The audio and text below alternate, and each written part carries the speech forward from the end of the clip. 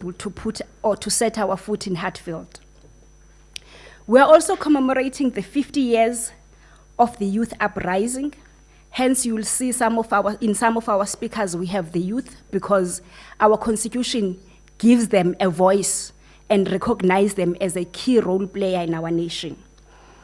We are also commemorating the 30 years of local government. However, today we're just gonna be focusing on the 30 years of constitution.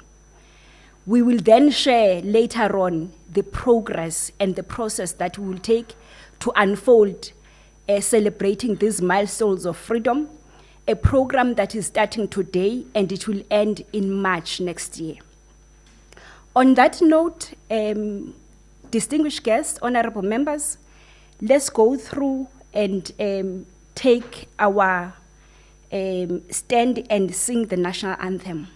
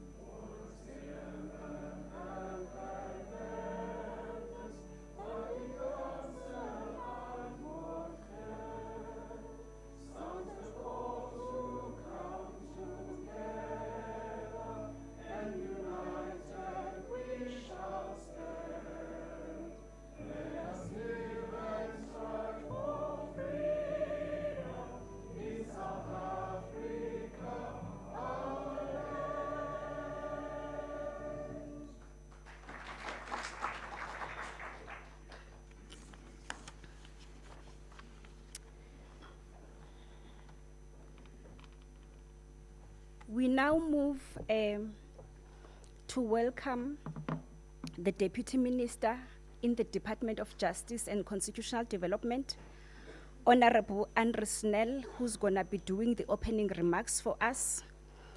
Honorable Andre Snell, who's the Member of Parliament, is the Deputy Minister of Justice and Constitutional Development.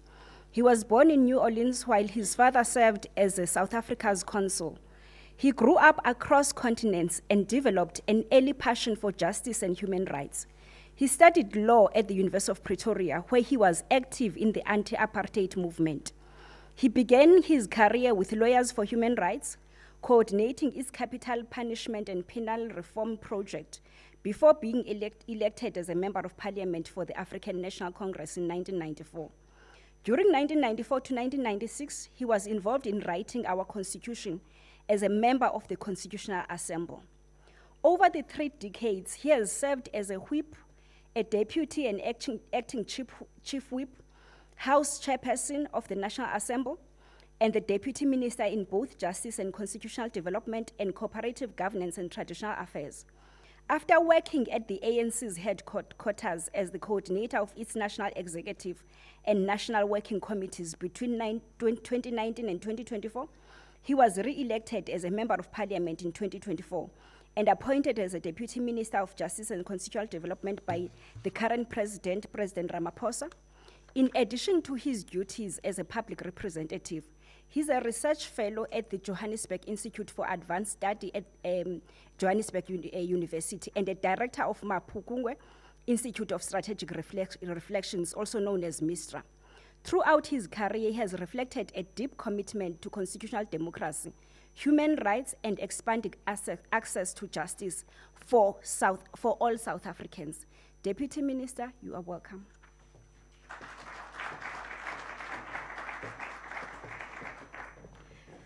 Thank you very, very much. Okay.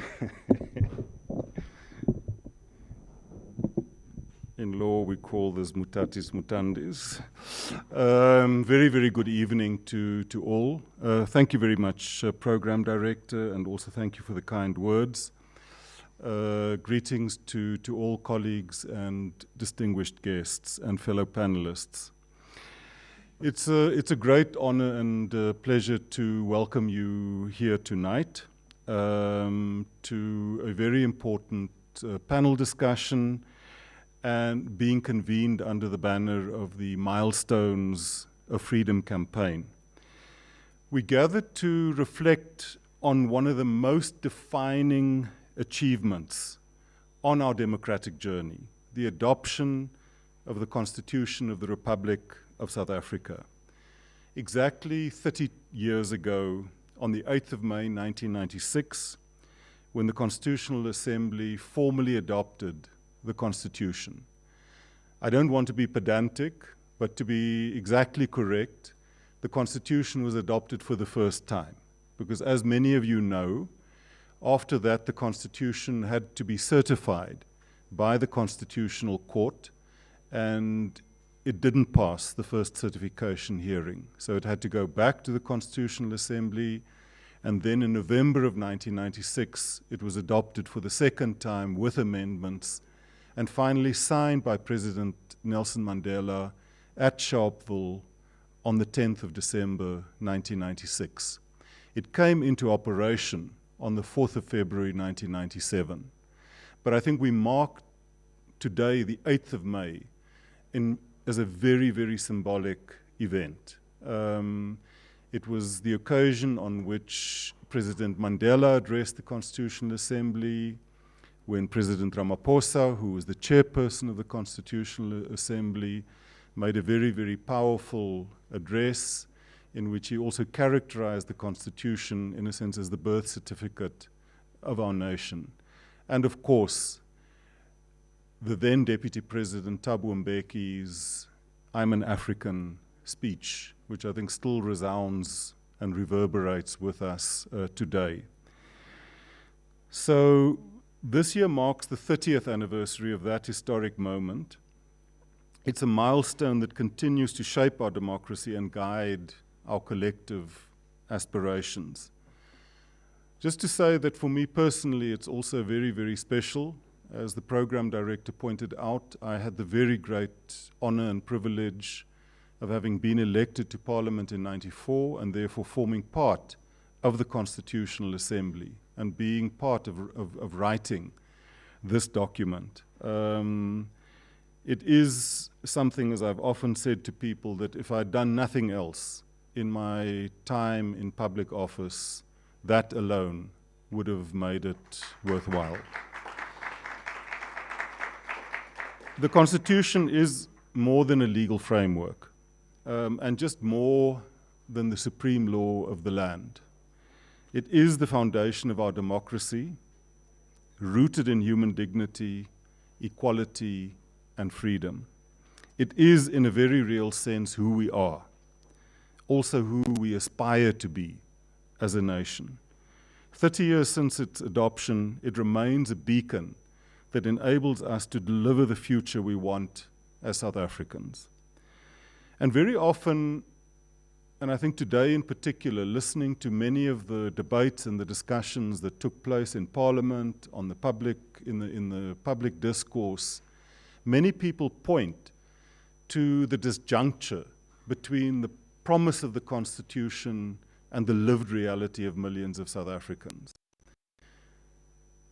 The fault, though, doesn't lie with the Constitution. The Constitution is our compact as a nation. It spells out the vision of who we want to be when we don't achieve that vision, the fault doesn't lie with the vision. The fault lies with us and our inability to achieve that vision.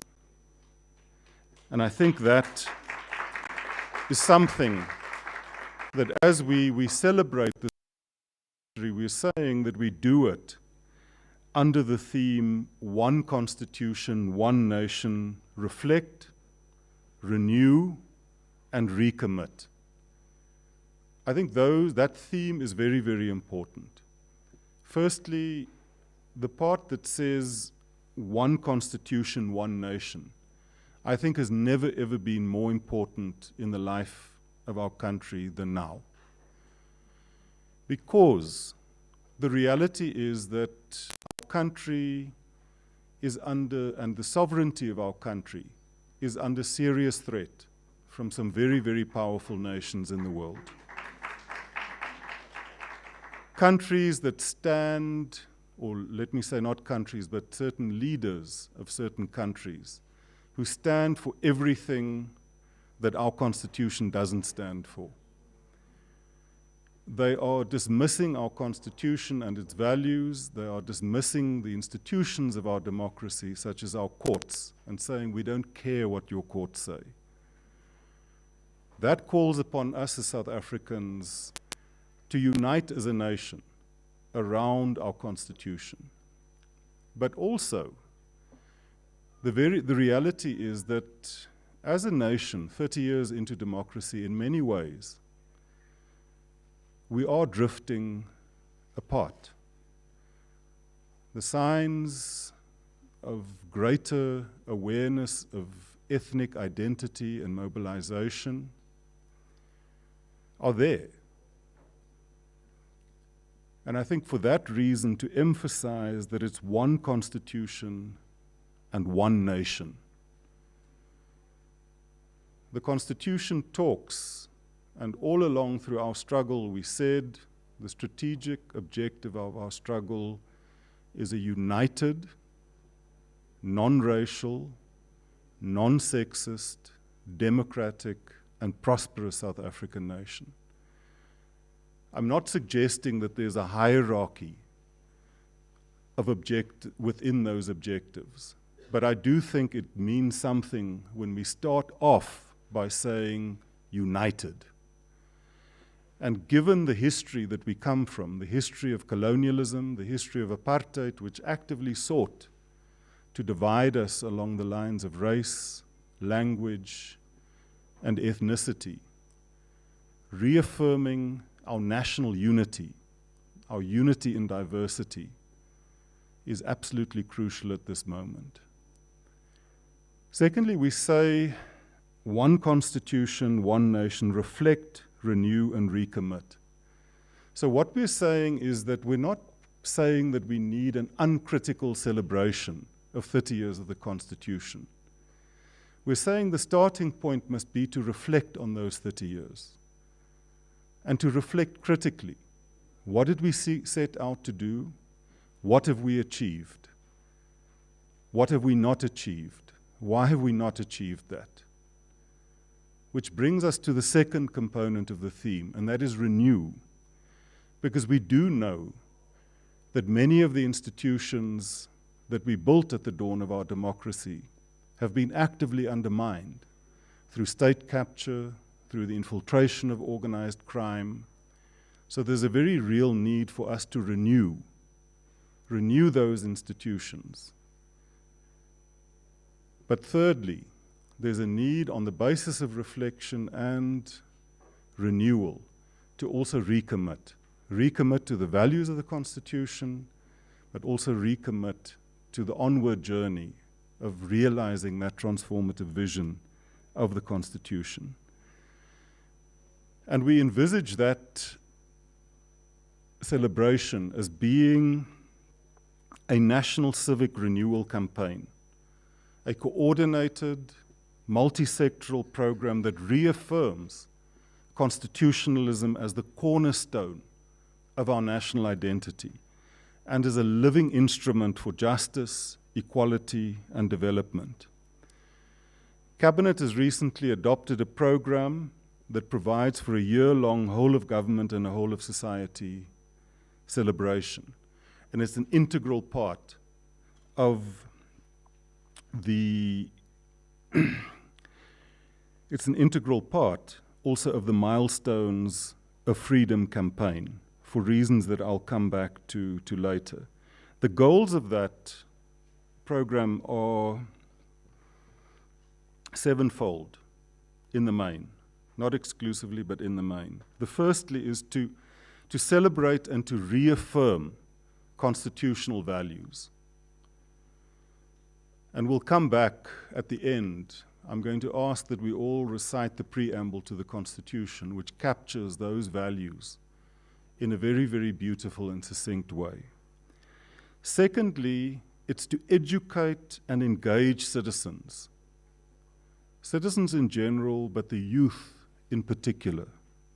Thirdly, it's to reflect and evaluate the performance of our democracy.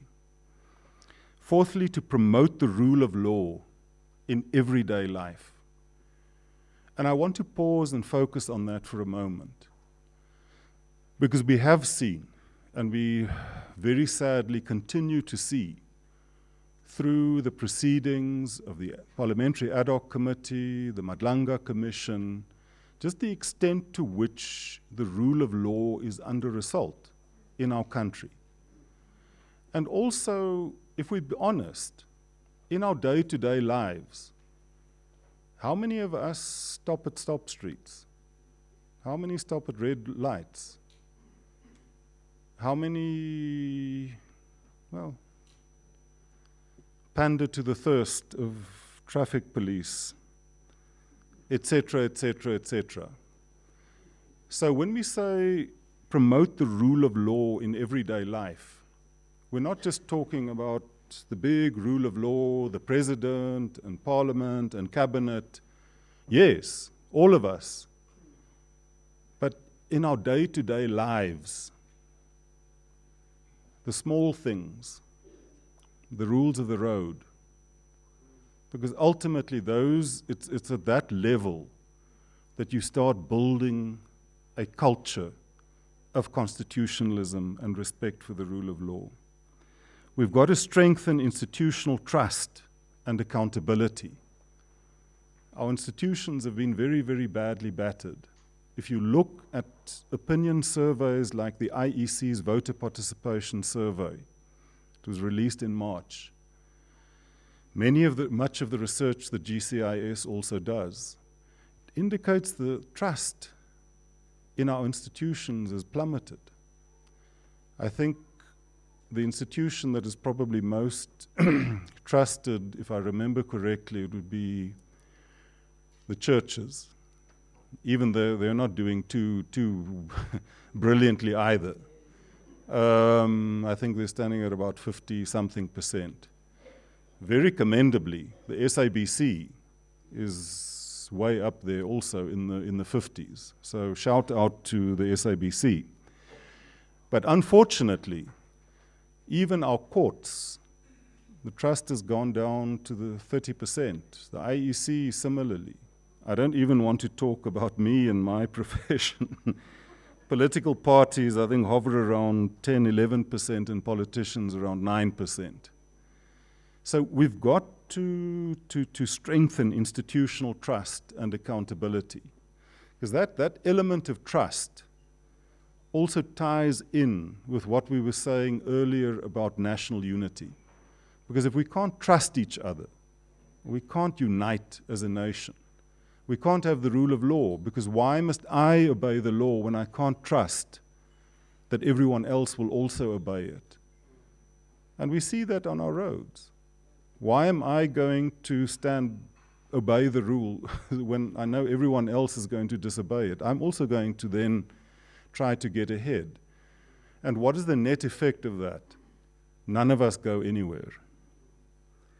We've got to foster national unity and social cohesion. I've spoken about that.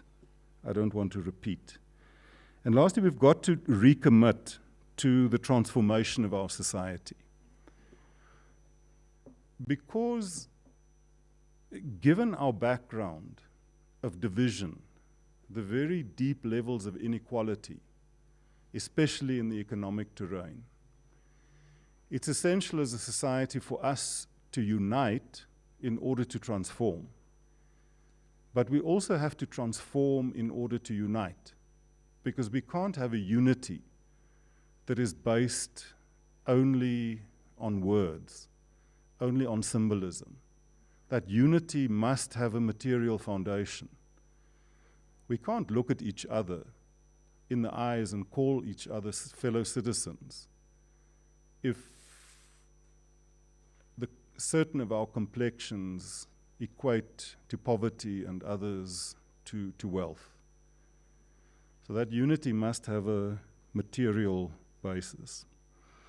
And I think just like the constitution-making process itself, this year's national commemoration must be an inclusive initiative by involving multiple stakeholders, including all government departments across the different spheres of government, Chapter 9 institutions, civil society, academia, organized labor, business, traditional and religious leaders, youth formations, and educational institutions. The program will include public dialogue, such as this one, civic education, cultural events, youth engagement, symbolic events at historic sites, and other community-driven initiatives to deepen constitutional awareness and social cohesion. The Milestones of Freedom campaign is an important part of celebrating and commemorating this historic milestone. The campaign is also a year-long, whole-of-government program designed to honor our past while delivering tangible improvements in people's lives today. Guided by the theme, honoring the past, delivering the future, this campaign brings together national, provincial, and local government, working hand in hand with communities and partners across society. This evening's panel discussion, hosted by GCIS in collaboration with the Department of Justice, serves in a sense as a precursor. The media people have more fancy terms for it. They call it a soft launch. So it's a precursor to the official launch later this month, and it provides us with an opportunity to engage deeply with the Constitution as a critical milestone of freedom. This year, through the Milestones of Freedom campaign, we also commemorate other defining chapters in our history. It's been 50 years since the Soweto uprising, 60 years since the District 6 removals, and 70 years of the Women's March, amongst others. These milestones remind us that our democracy was hard-won and that its preservation requires active participation, vigilance, and continuous commitment from all of government and all of society. And we've said that we need to mark those events, those very, very important events, not in a mechanical way, not just having a day, pitching up a marquee and having a speech or two and some entertainment and so on. It's got to go much deeper than that, and we've got to infuse it with real content, and we've got to present it as part of an ongoing campaign and make the linkages, because to celebrate the Constitution separately from celebrating the Women's March doesn't make sense, because the struggle of women is the struggle of more than half of the South Africa's population. How can you talk about realizing the objectives and the ideals of the Constitution and you're not talking about the struggle of women? How do you celebrate Youth Day and the Constitution separately when far more than half of our population is youthful? So we need to bring the celebration and the commemoration, the marking of those different events together. It's about bringing essential services to communities across the country, from IDs and birth certificates to health outreach events, access to housing opportunities, support for small business and youth entrepreneurs, to name but a few. As we reflect on the Constitution today, let us also reaffirm our shared responsibility to safeguard its achievements, to tell our stories of how it has positively impacted on our lives, to ensure that its values continue to guide us in building a united, inclusive, and free South Africa. As we begin this discussion, let us remember that the Constitution is not just a milestone of freedom. It's a living expression of our collective commitment to democracy, human rights, and the rule of law. May this evening's dialogue inspire us to honor the past while delivering the future. Before we commence with our discussions, may I ask that we all rise to recite the preamble to the Constitution together. Before we do that, I just want to say a few words. I think it is a practice that we've adopted in the Department of Justice at all of our events. And we're calling on all, in government, academia, media, civil society, community fora, business, youth formations, to do the same, especially in schools and our educational institutions. We've made that appeal also to the media, especially to the broadcast media, to say, can we at least once a week set aside a fixed time, like we play the national anthem, to do also a reciting of the preamble to the Constitution. And I think it's very important. It's also important that we don't do it just in a mechanical way, but that we look upon the reciting of the preamble as an ongoing process of education and of recommitment to those values. It might sound like a small thing.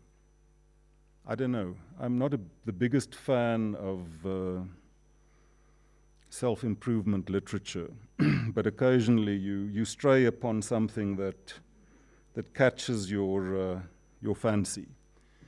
And there's a book called Atomic Habits that has caught my fancy. And the thesis is basically that change, both in your personal life and in a society, doesn't just come through big leaps forward. Very often, if you want to, what's the thing that we all often try to do, to lose weight, you set big objectives. In the next 6 months, I want to lose 30 kilos, and I'm not going to eat this, that, or the other thing for that time.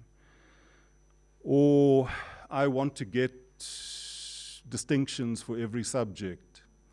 So, I'm going to go on this big thing where I'm not going to sleep for 2 weeks just reading.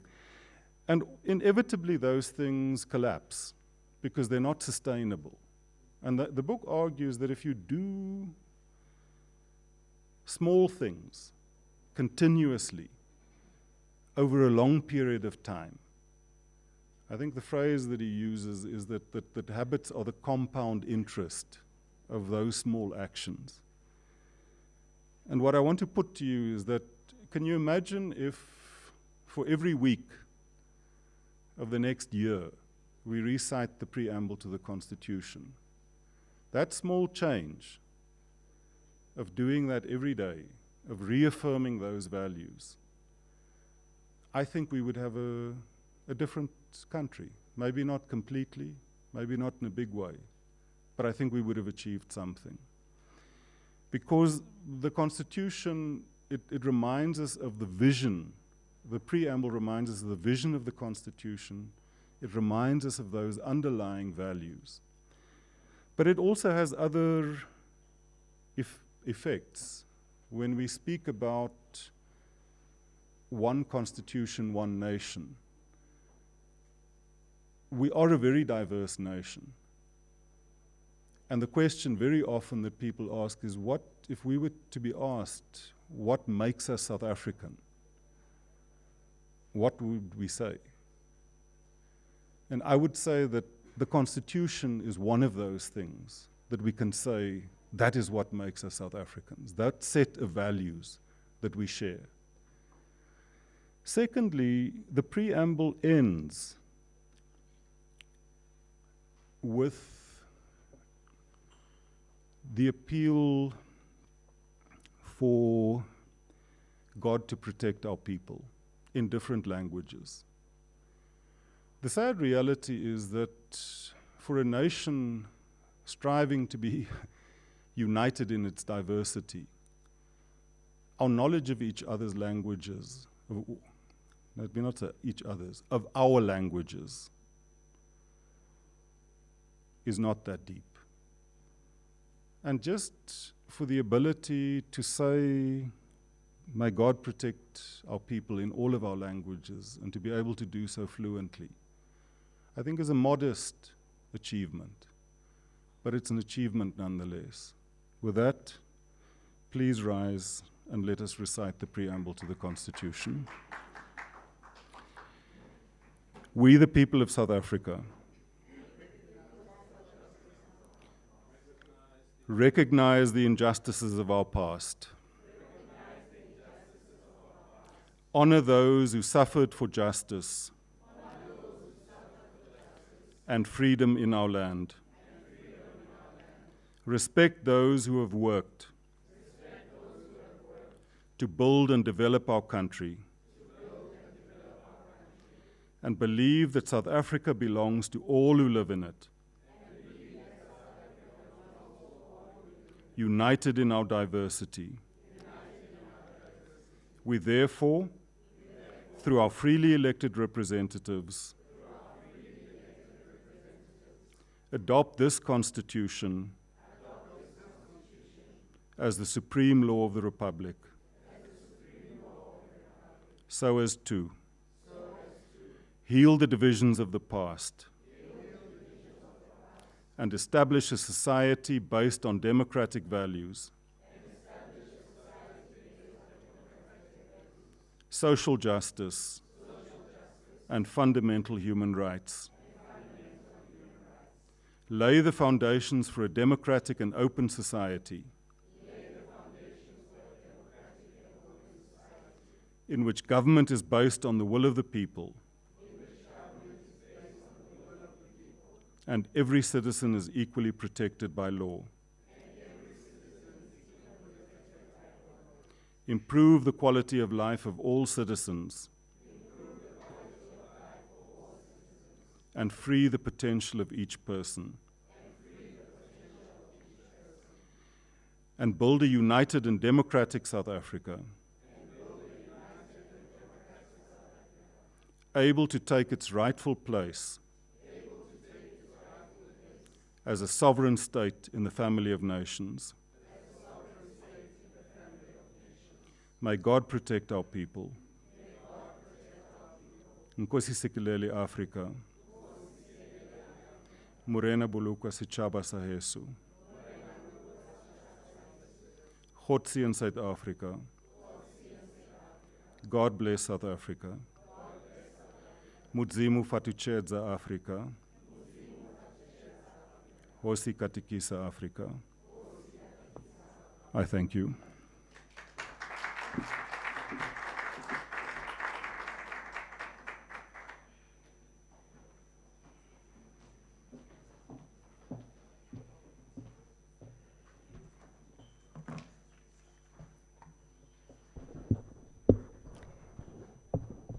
Thank you, Deputy Minister.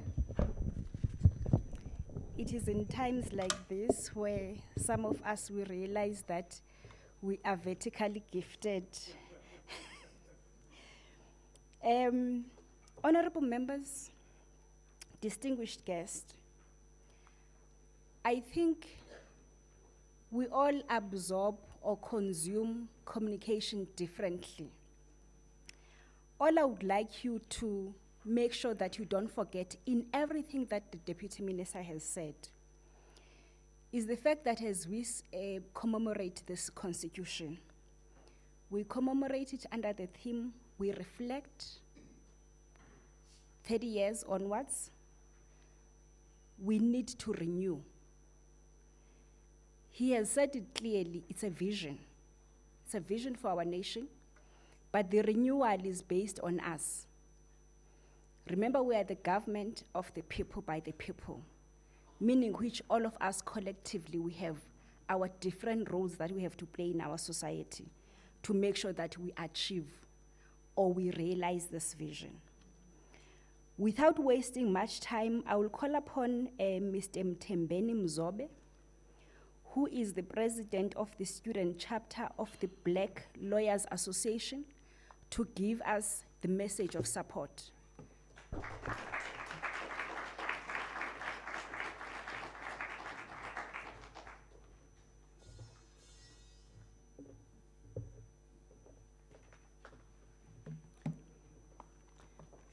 Firstly, I would like to assure everyone that it is very true and it is a factual statement. It is something that will never change, something that will exist forever, that my name is Mthembeni Mzobe and I'm the president of Black Lawyers Association Student Chapter. I greet you all.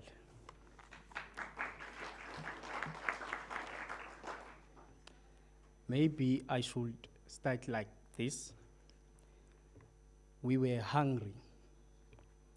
hungry from generation of oppression, exclusion, and injustice. Then in 1994, freedom came.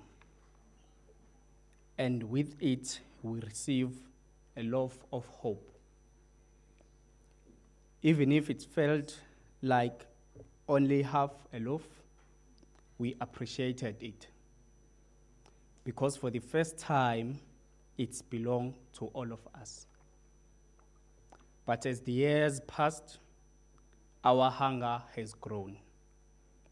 The hunger for dignity, the hunger for equality, the hunger for economic justice. And today, the half loaf that once gave us hope no longer feels enough. Ladies and gentlemen, that is how I try to explain South Africa's current realities to those coming after us. We appreciate our freedom. We honor our constitution. But without the full implementation of its promises, many South Africans still experience freedom in part and not in full.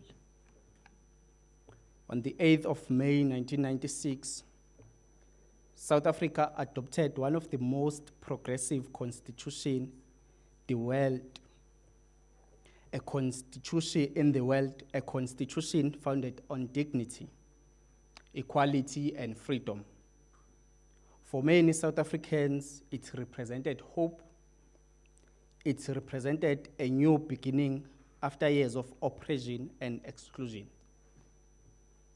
But as the years have passed, our hunger has grown, while many of the promises still remain promises. As of today, the courts still have to adjudicate on matters such as the legal sector code, because equality and dignity still remain promises waiting to fully materialize. In many ways, it is still the half loaf of bread that was once given to us at the dawn of freedom, even in the legal profession itself, if we can still call it a loaf. But we appreciate organizations such as the Black Lawyers Association and others that continue to stand firm in defending transformation and fighting for the true promises of the Constitution. Well, I would not want to turn our people's lived experiences into an academic exercise, so I would rather stick to their daily realities. In rural areas, we still have grade 12 learners being chased out of schools like it's nobody's business because of conflicts with the educators. We still have institutions of higher learning that academically and financially exclude students. We still have law firms that make Africans an unofficial requirement for employment opportunities. We still have communities where the number of school dropouts is far greater than the number of young people entering institutions of higher learning. And when all this becomes normal, constitutional rights become theory instead of lived reality. Well, our laws cannot enforce themselves, but those entrusted with responsibility should. As members of the Black Lawyers Association student chapter, we once intervened in a matter where a grade 12 learner had been chased out of school. And through that intervention, the learner was able to return. That is the attitude we as the youth and as members of the society should continue to have. Not silence when presented with our people's struggles, but active defenders of the constitutional right promised by the Constitution itself. Ladies and gentlemen, and all leaders present here today, I would like to affirm you that South Africa has a very capable youth. Our voices should not be treated as a threat to older leadership. Involve us.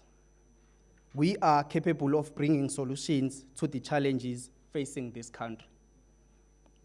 After all, we believe a good leader is one who prepares his successor.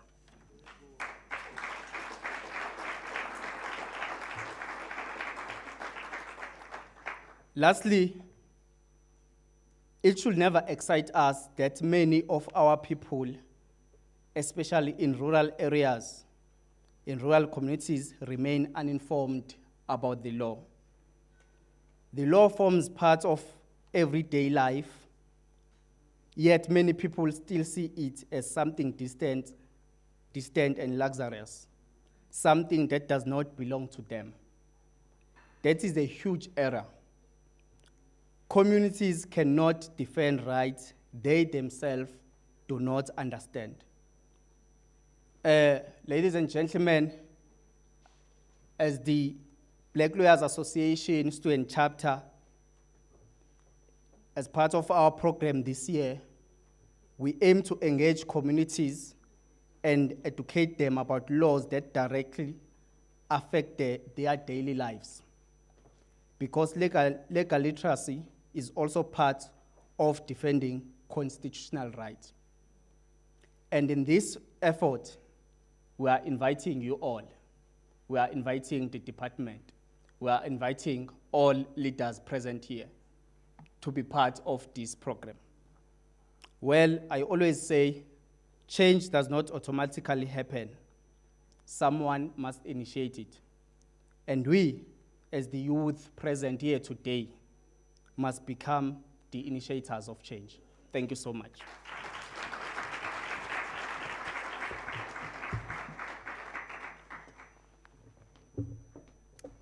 Thank you very much, Mr. Mzobe.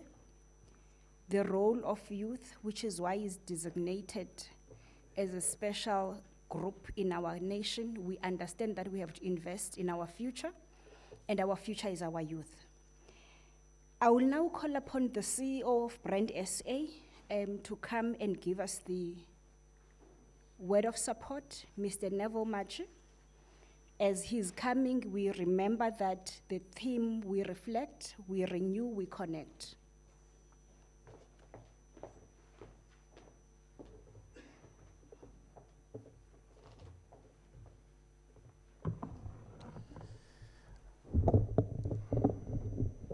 I too have height challenges.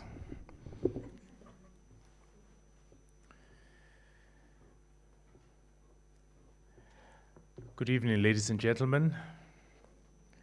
Brand South Africa supports the panel discussion of tonight, led by our Deputy Minister Nell. This is in commemoration of 30 years of South Africa's constitution, a defining milestone in our nation's journey to freedom, democracy, and human dignity.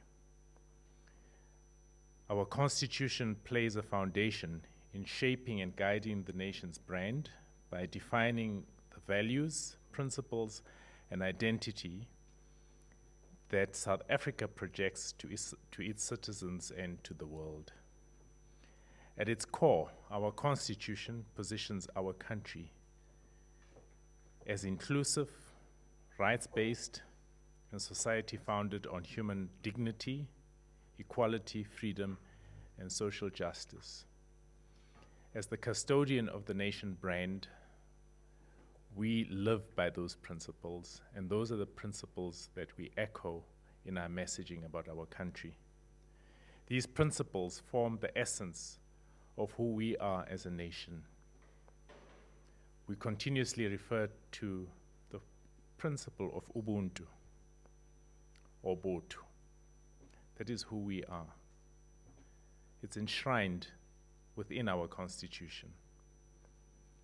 It promotes unity in diversity, reflects in our country's multicultural identity.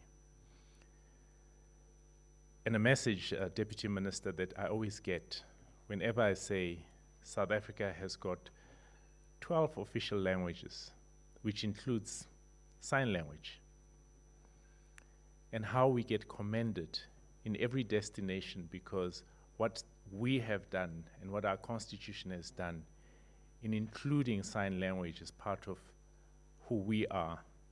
It has created a curriculum for sign language. Those that actually have been marginalized are now included because our constitution has laid that foundation.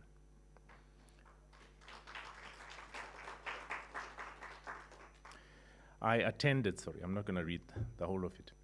I attended a session in Qatar about 3 years ago with one of my political principals, a female political principal. And you walk into that room, and the reality is once you cross the border, only once you're outside of the country do you realize how much we have done and what our country has done to bridge the gap. And I'm talking now about women empowerment. When you arrive in that room in Qatar, and I can quote in the US, in the UK, in Germany, in China, in India, where when you look in a conference, you only see men. And by the way, I am a man, and I understand what it means. But how South Africa has evolved in ensuring that every single woman is included, to a point whenever we put together a panel, you have to think, are you balanced? Our employment equity laws, this is what our constitutional democracy has done. When we're here, we don't realize how much that means for us as a nation. Easy to punch holes, very easy to punch holes, until you cross the border and you realize it is not green the other side. It's actually green right here in this country. That is what our constitutional democracy has done for every single one of us in this room. I remember that day in 1994 when I joined that queue to go and vote. And I'll do it over and over and over again. Because those before us have fought for us. And we need to embrace that. What do you do, as the Deputy Minister indicated, to ensure that we live the spirit of our Constitution? When you get stopped in that corner there as you drive out of here, will you quench their thirst? Or will you simply say, not me? Because that is not what our country fought for, and that is not who we are. Are you doing it out of convenience, or are you doing it to allow that normalness to continue? So when you punch holes, I want you to ask yourself, what are you doing for your own country? Are you playing your part in line with our Constitution? I thank you.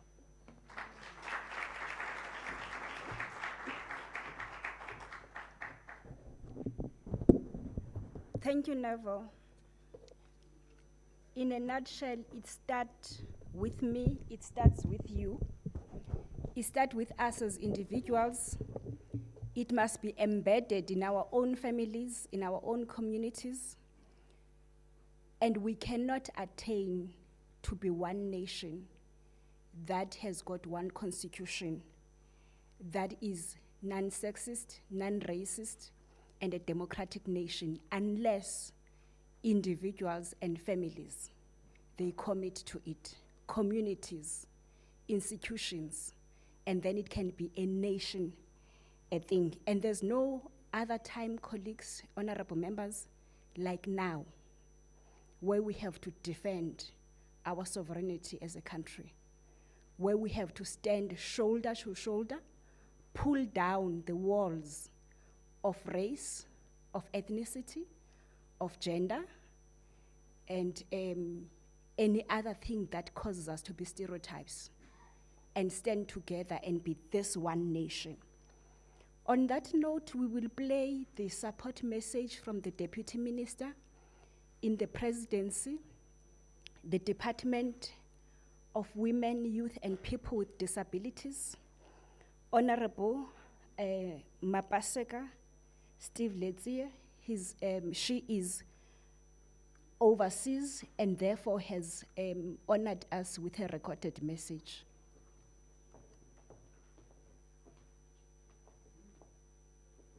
Program Director, Honorable Ministers, Deputy Ministers, distinguished guests, and fellow South Africans, it is an honor to extend my support to the Milestone of Freedom, service in honor of our history campaign, and to join the most important roundtable as we mark 30 years of the Constitution of the Republic of South Africa.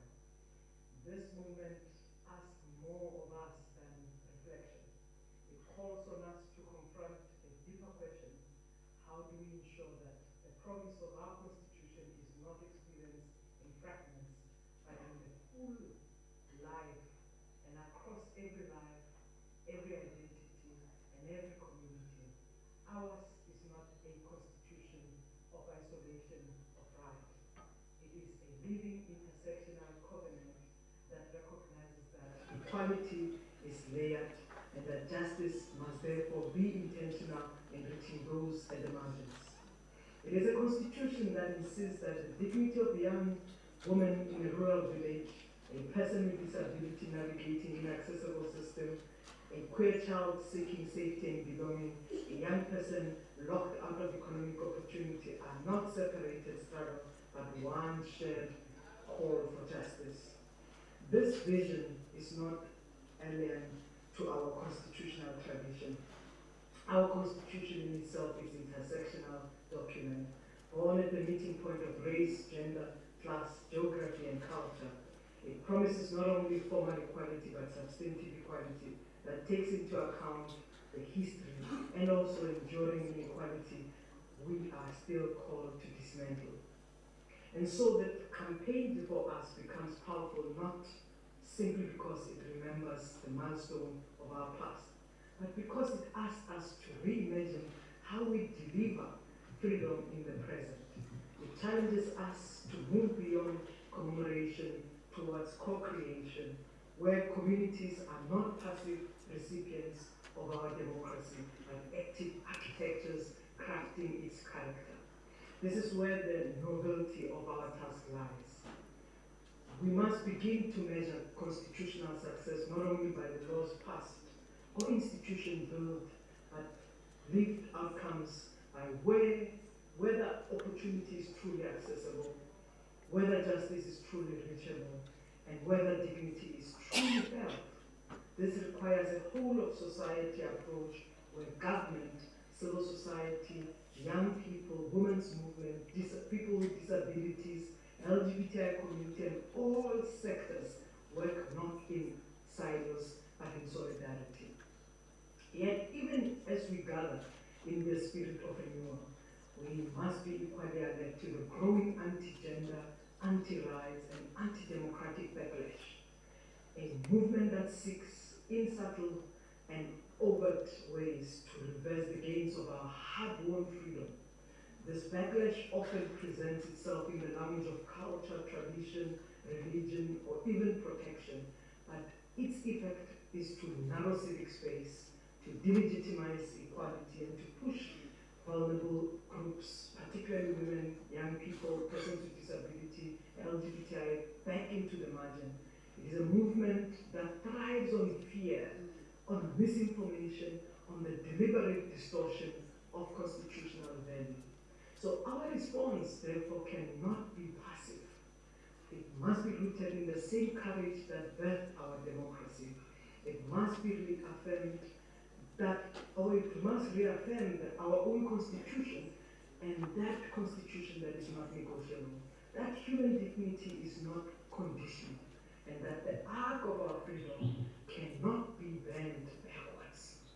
Program Director, it's quite important that this moment, and it's a moment where we need to defend the Constitution, that this very same defending of our Constitution becomes an important point in how we advance it, because the struggle for equality is not only about new frontiers, but also about protecting the grounds we have already won.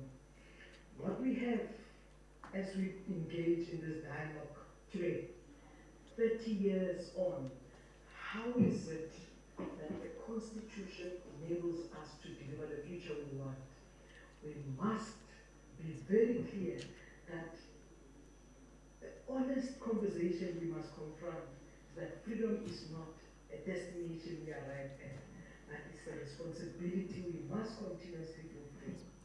This campaign invites us to do that precisely, that we move from principle to practice, from promise to presence, from rights on paper to rights in people's life. So let this therefore be a moment where we recommit not only to the values of our Constitution, but to the work of making those valuable values visible in every community, especially for those who have historically been left behind. So together, we will continue honoring the past, not as a memory alone, but as a mandate in delivering a future where truly no one is left behind. So as we leave here, let us carry with us a sobering reminder from Martin Nuland about the shared nature of our struggle that for equality and human rights. And when Martin said, first they came for the socialists, and I did not speak because I was not a socialist. Then they came for the trade unionists. I did not speak out because I was not a trade unionist. Then they came for the Jews, and I did not speak out because I was not Jew. Then they came for me, and there was no one left to speak for me. So ours is to become the generation that speaks early when injustice first whispers, act decisively before exclusion hardens into system, and that the stance that we must possess is unwavering solidarity with one another, so that never again do we arrive where silence has cost us our shared humanity, and never again do we leave anyone behind. So we join this campaign, we commit to the Constitution, our government is committed to doing so, and we join hands with people, with all stakeholders, and I wish this gathering a pleasant gathering where everybody joins in. Thank you. Wow. Wow. In being mindful of time, I will quickly introduce our panel members. So as we introduce, they will then move up and take their chairs. It's not in priority order. but it's just how I'm going to be introducing them. The first person I would like to introduce is the Honorable Deputy Minister in the Department of Justice and Constitutional Development, Honorable Andre Snell, a seasoned human rights lawyer, a political activist who's got vast experience in leading government, but most importantly, who has been part of the team that has brought this vision of the Constitution together to reality. He has invested his time, he has invested his intellectual capacity and expertise and emotions to what we are commemorating today. Then I will move to Professor Sobadoda Fikeni, a scholar, a public commentator, and community development activist, appointed as the chairperson of the Public Service Commission.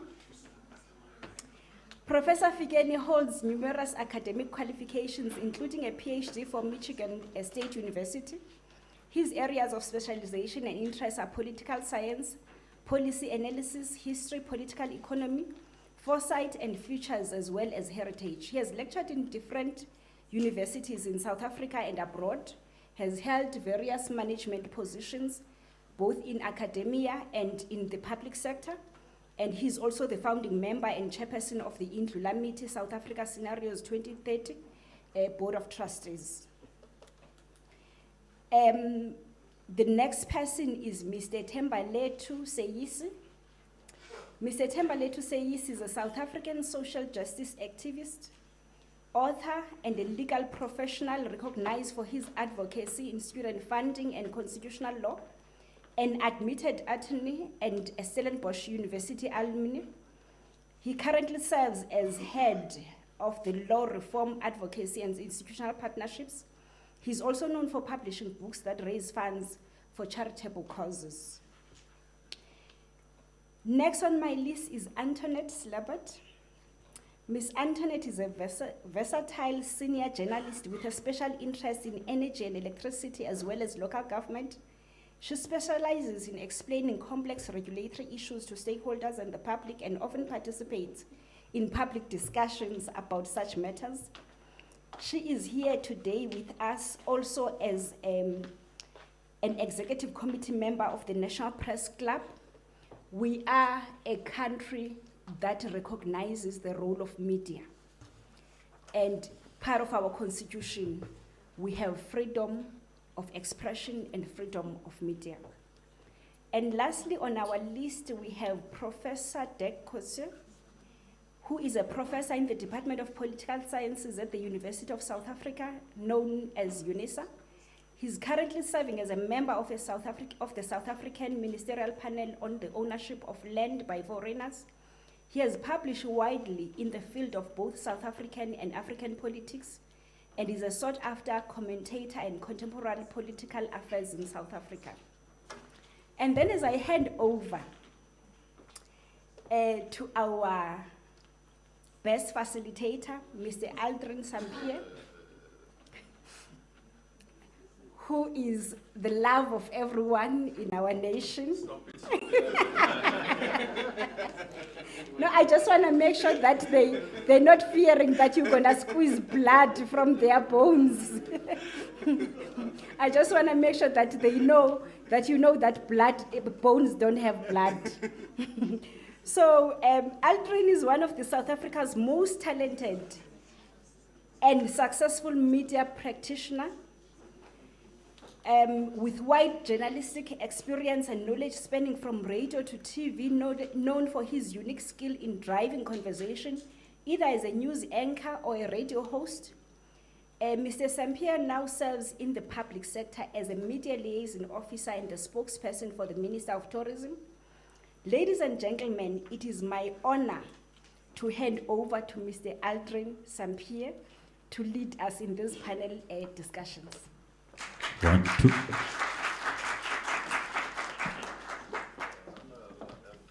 Halala, Prof. Halala. This is what the Constitution does, eh? Look at this, look at me, eh?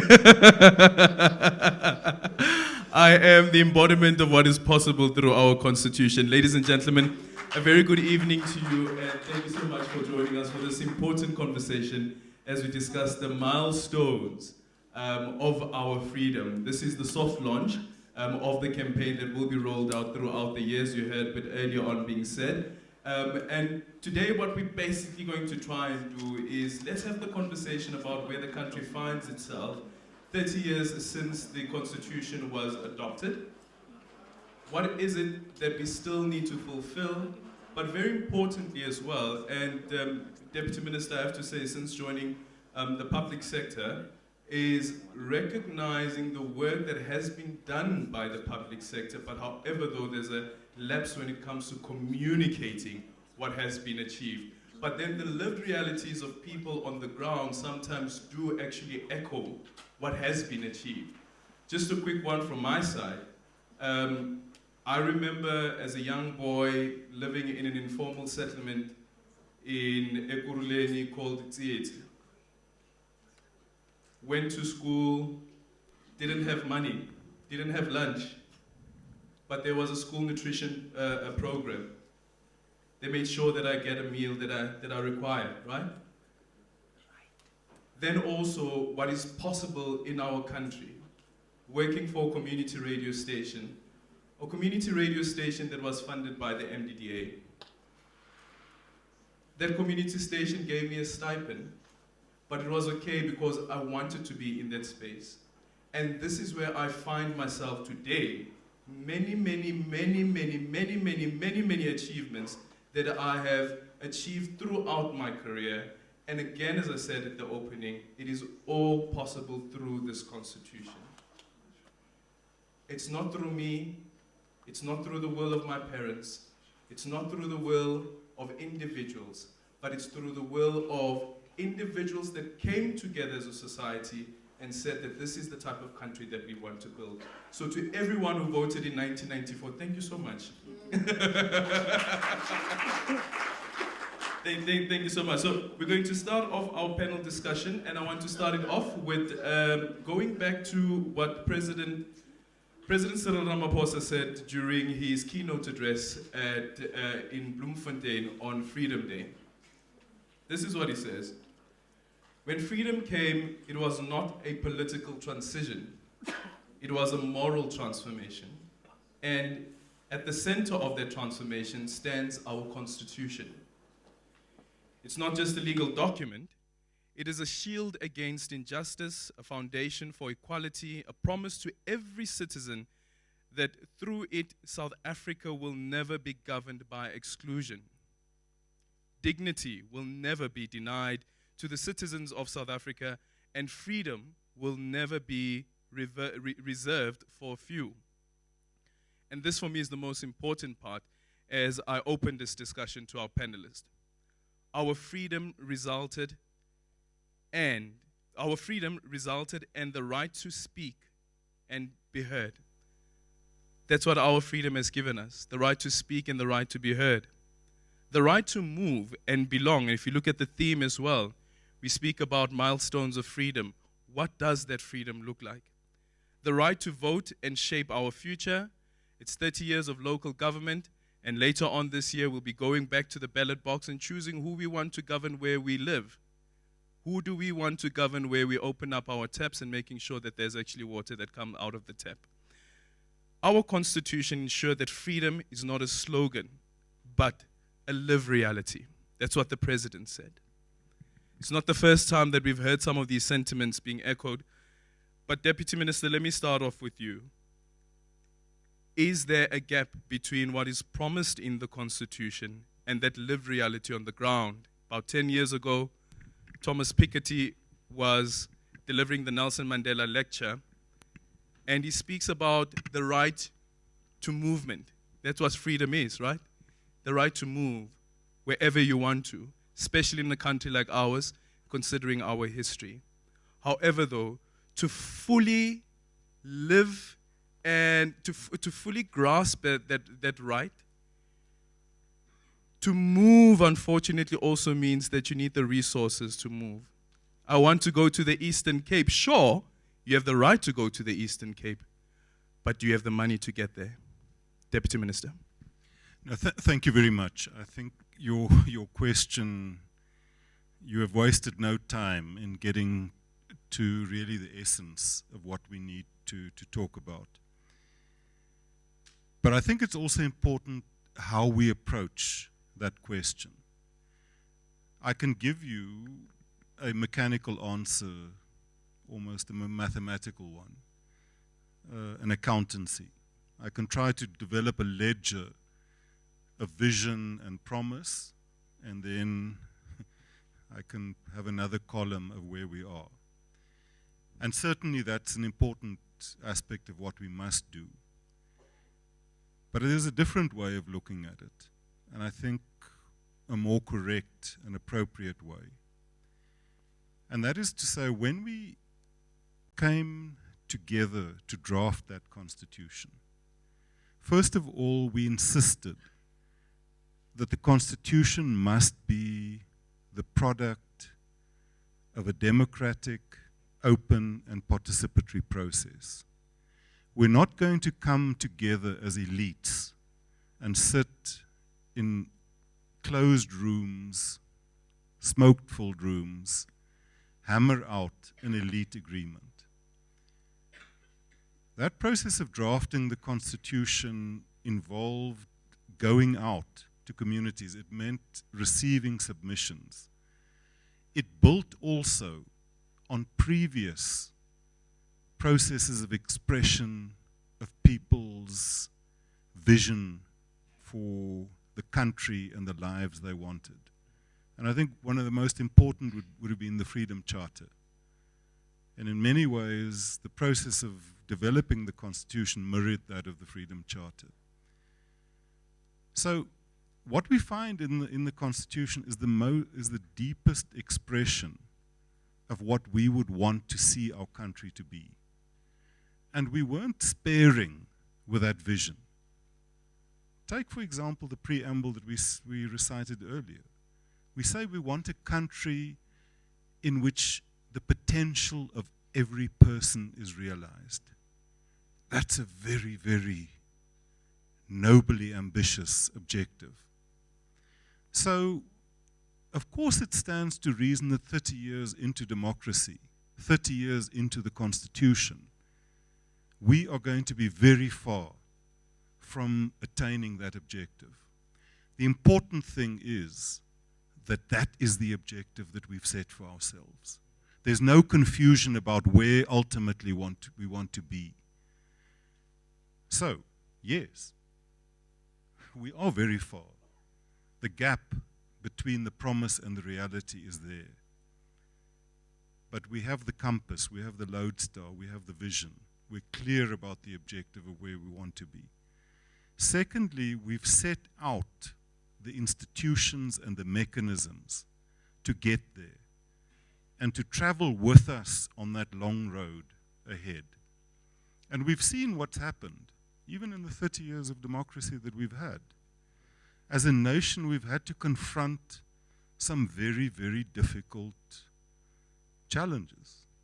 We've had 2 sitting presidents recalled. We've had elections in which a party that enjoyed an outright majority for almost 3 decades lose that and had to go into coalition.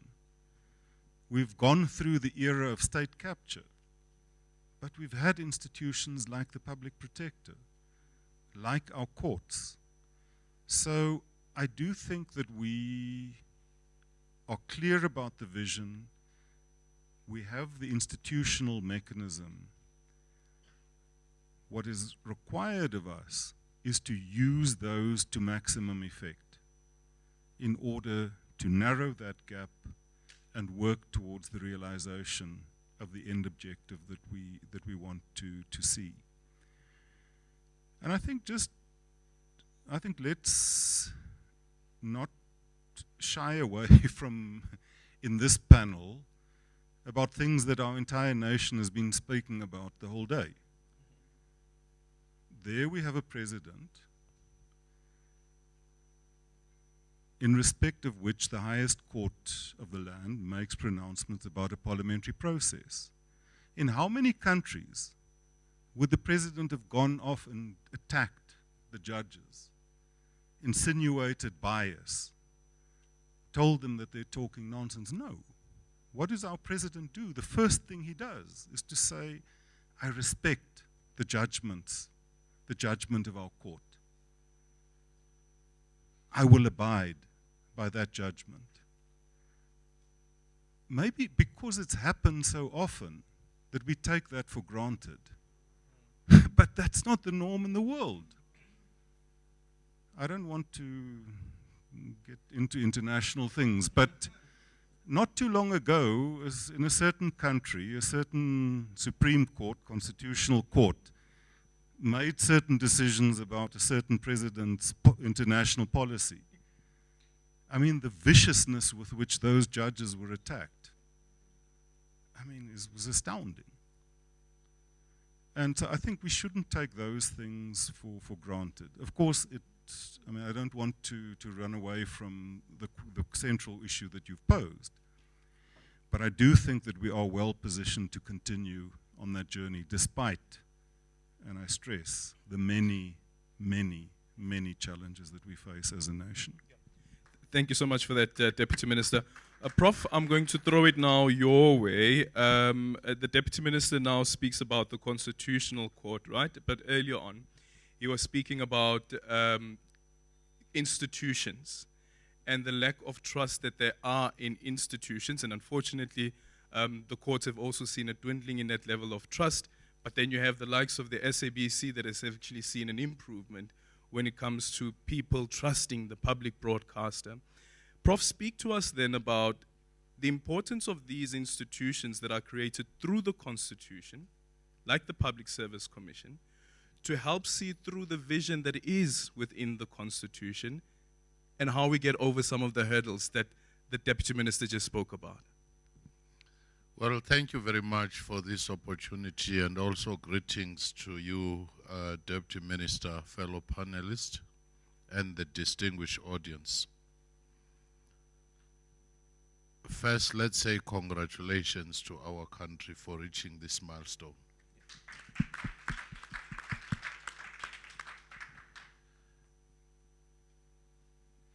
When we started our journey, guided by this aspirational document, our Constitution, we did so well. In the early years, you could see houses where there were no houses, schools where there were no schools, electricity where there was no electricity. Telephones used to skip our villages looking for any white family, but now they were stopping to give everybody. Harvard, Cambridge, universities across the world wrote about this South African milestone as a model. But somewhere along the way, we took a detour. Institutions and the architecture of our democracy is still one of the best and aspirational. But the problem is, the message is good, but the messenger got corrupted.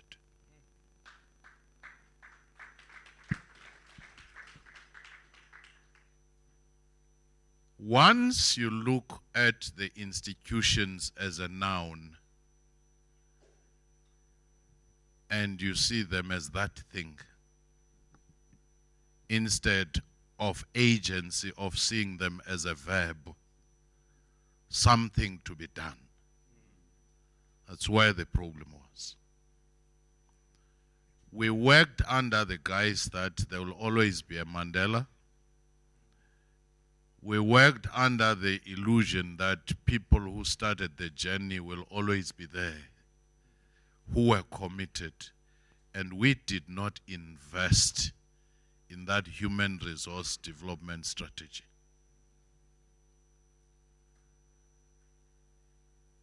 Therefore, to correct all the ills, we have to go back to basics.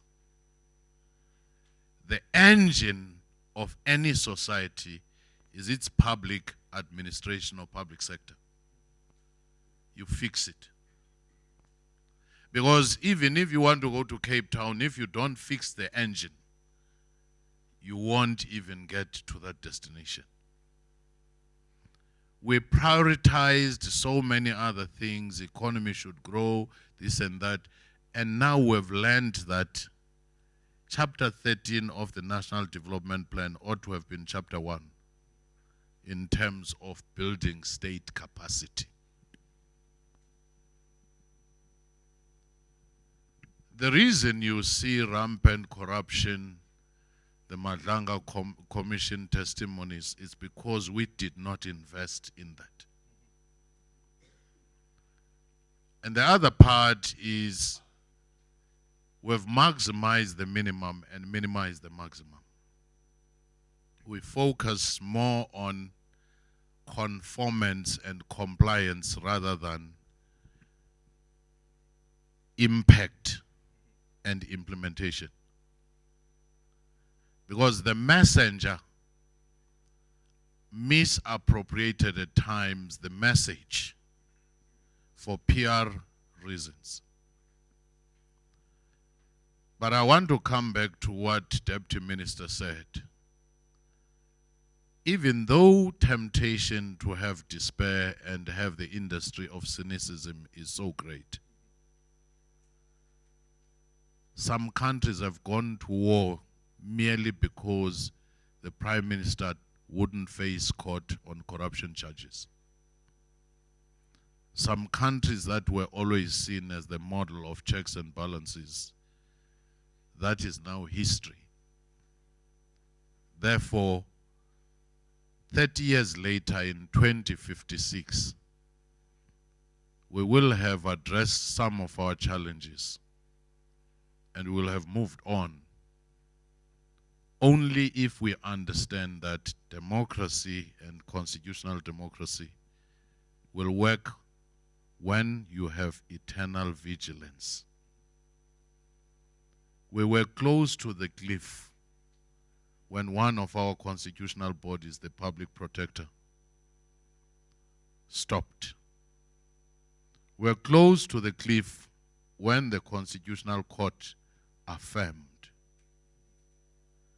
When people came from Europe, from everywhere, G20, they saw the Madlanga Commission and others. They said, wow, even in our most advanced democracies, you don't have this kind of transparency. But what we need to do now, let's fight this inequality, because if we've become the most unequal society in the world, even the ability of a person to feel and exercise that democracy will elude that person. Access to justice, if you are rich and you have stolen and you can keep justice at bay for 10 years because you have the best lawyers, only to find that ordinary people easily get exposed. So those are some of the things that we just have to deal with. But democracy is not a noun, it's a verb. It's what we do. Thank you. Thank you so much, Prof. Temba, democracy is not a noun, it is a verb. What we know about a constitution as well, that it is a living document that goes through amendments as well. And but earlier on, Neville was speaking about, it was a milestone. It was a milestone with the adoption and inclusion of sign language as the 12th official language of the country. That's a very, very important milestone. But what it proves to us once again, Temba, that I want to go back to, is that the Constitution is actually a living document. And where mistakes have been made, perhaps, we know that there is a way to solve it and to fix it. Just reflect on that. Good evening, colleagues, and good evening to the fellow panelists. Thank you, Aldrin.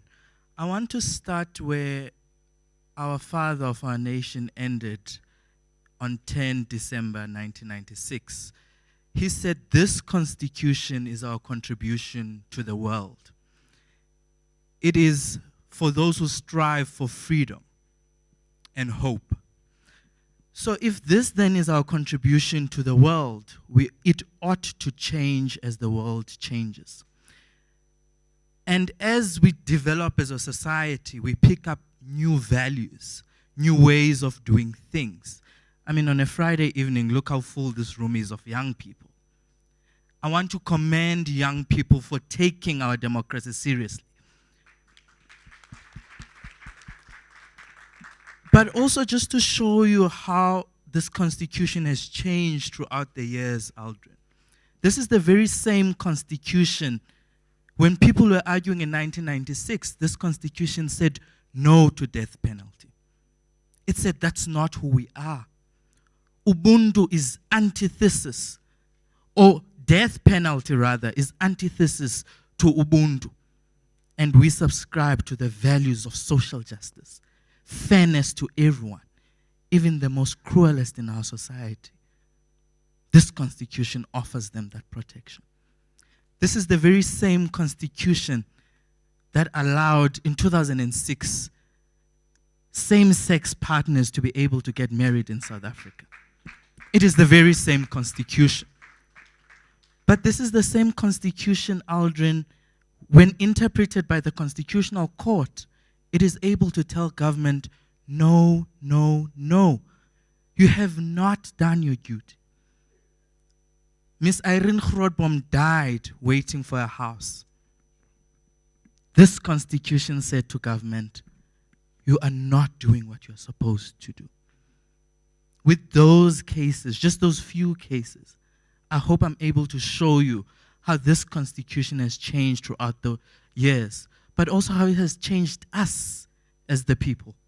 We, the people, have been changed by this very same constitution. Thank you. Thank you so much for that. That's a brilliant note to actually bring Antoinette on. Antoinette, as a veteran journalist, reflecting on all of the interviews that you've done, all of the places that you've covered, all of the stories that you've covered. Speak to us a bit about what you have witnessed in this transition of our nation. But equally important as well is, of course, that at the core is the constitution of this country that says that this country belongs to all who live in it. Thank you, Aldrin, and good evening, everybody. Yes, I think sometimes we forget where we come from. Before 1994, a journalist was not allowed to write about prisons and the conditions under which prisoners were held. And you know about Steve Biko? We were not allowed to write about police. There were many limitations. About the army, many limitations. There was a publication board that could ban publications, that could ban songs, that they weren't allowed to play certain songs on the SABC. Films had to be approved before they were shown. Journalists were jailed. Every year at the National Press Club, we commemorate Black Wednesday with the Percy Koboza Memorial Lecture. Percy Koboza, Agri-Cluster, and so many other editors went to jail because of what they wrote, and their publications were closed. All of that changed. Today, someone like my former colleague Suzanne Venter could ask questions about life Esidimeni. There were efforts to intimidate her. She was chased out by a politician, but she persisted. In the end, it was exposed. She won the Naknakaza award for that work of hers. Why? Because she knew she had the Constitution behind her. Someone like Jeff Wicks can write about Babita Diokoran because he knows the Constitution supports him. There are certain tools in the constitutions that we as journalists use every day. The Promotion of Access to Information Act. Let me give you an example. Was it in, I think, August last year?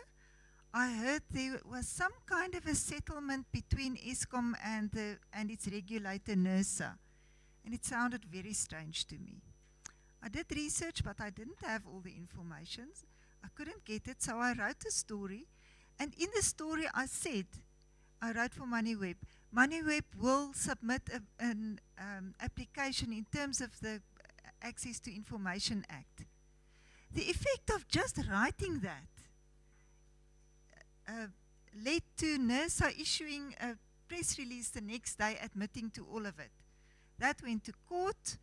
The other tool that we use a lot is the Promotion of Administrative Justice Act. I hope I've got the name correct, but it's all about the promotion of, PAJA, of administrative justice. And on the basis of that act, the settlement was set aside. We use the values in chapter 10, that is about the public service. Public service must be accountable. It must be transparent. It must be participatory. They cannot make decisions about you without you having a say. We use that each and every day. And in doing that, we implement the Constitution, and we help vulnerable people to get a voice to implement the Constitution. So as a journalist, I think this is an absolutely wonderful Constitution. Obviously, when we first finalized the Constitution, that was just the beginning of the work. It had to be interpreted. It had to be clarified. That's why we even today had a tiny part of our institutional rules and regulations clarified by the Constitutional Court. And I want to say that if our president did what the President of the United States does, we would have been in court, we would have had an interdict, we would have stopped him, because our Constitution allows that. We have a rule-based society. We are not where we want to be, obviously not. But the Constitution is a living document that has to be applied every day. Sometimes we move a little bit too far off course, then we have to course correct.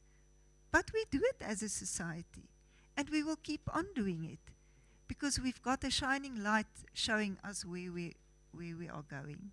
Thank you. Thank you so much for that, Antoinette.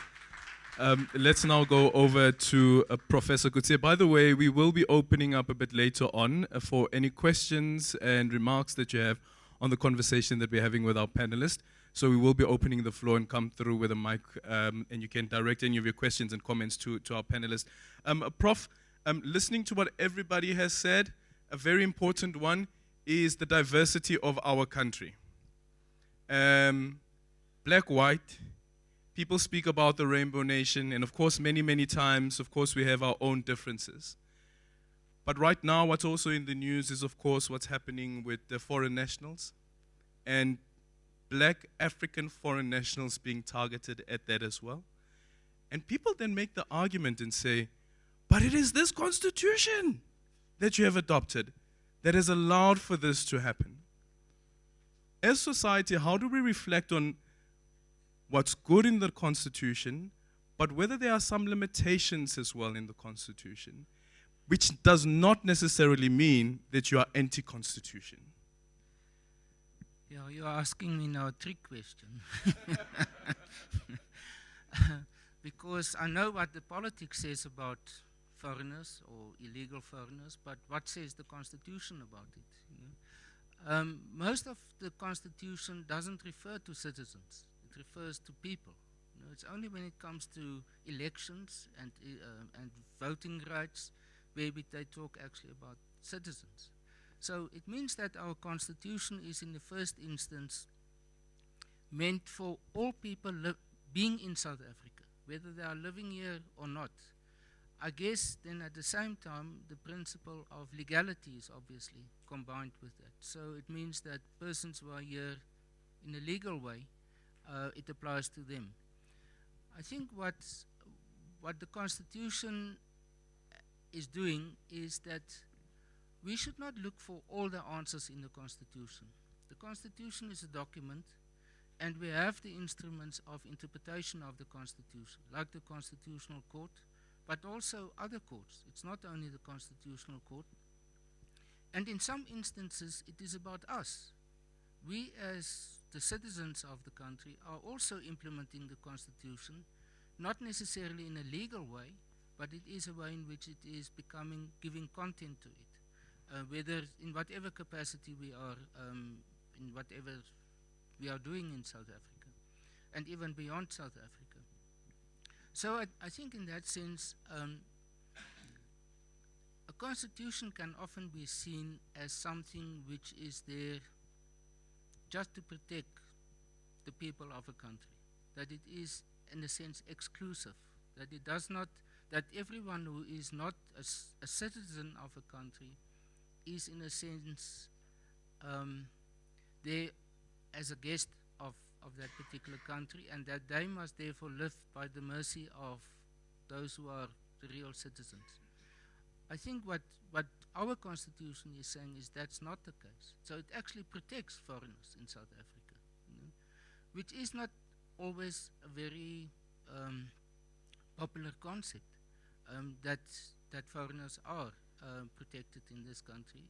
But it is because the fact that our constitution is not an, I have to be careful now with the word that I'm using, it's not a nationalistic document.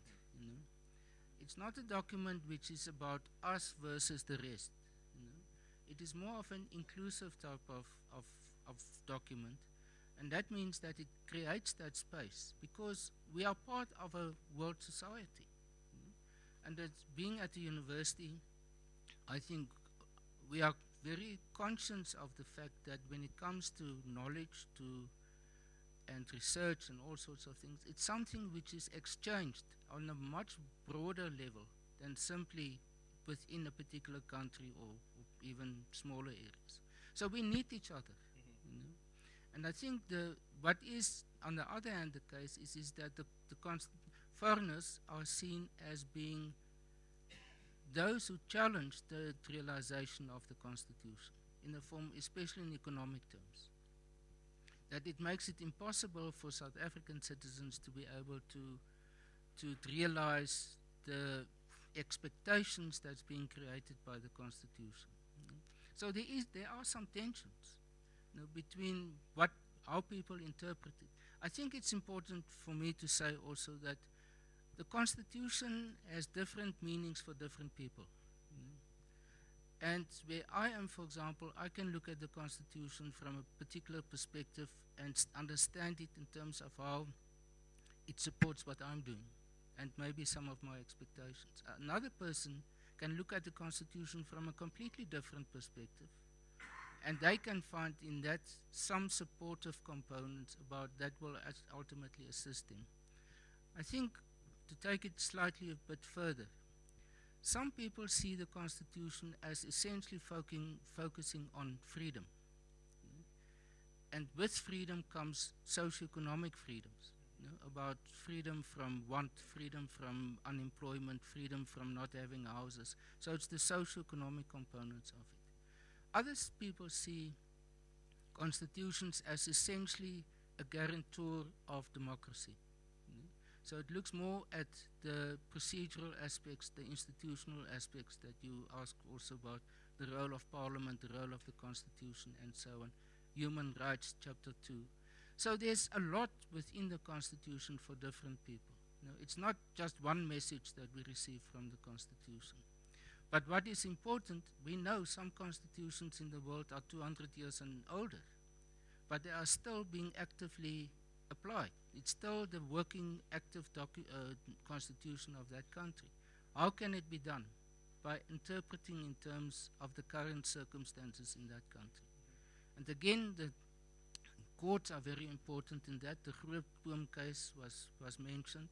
And out of the Grootboom case, I think quite a lot of development took place in terms of, for example, accommodation. It's not yet where it should be. And several other court cases also. But that is how we are building on top of the Constitution. And whether it is about foreigners and how we have to treat and the status that must be given to foreigners, or refugees, which is another concept, which is actually an international responsibility of South Africa in relation to people who are in conflict areas.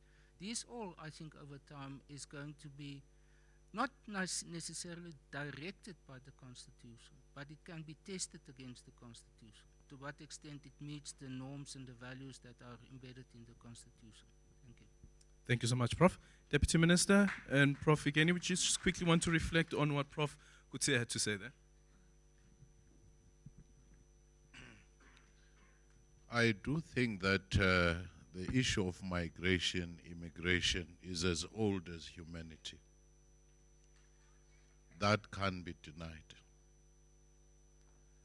But the challenge comes when you do not become realistic about your capacity.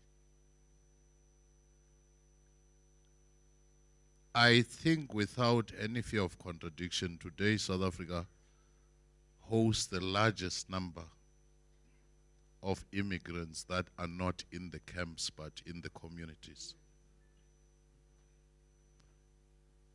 Laws are there, but they simply have not been applied.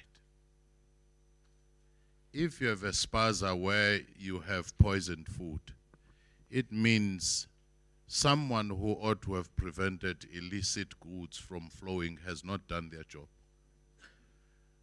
Bylaws have not been applied. An inspector has not done their work.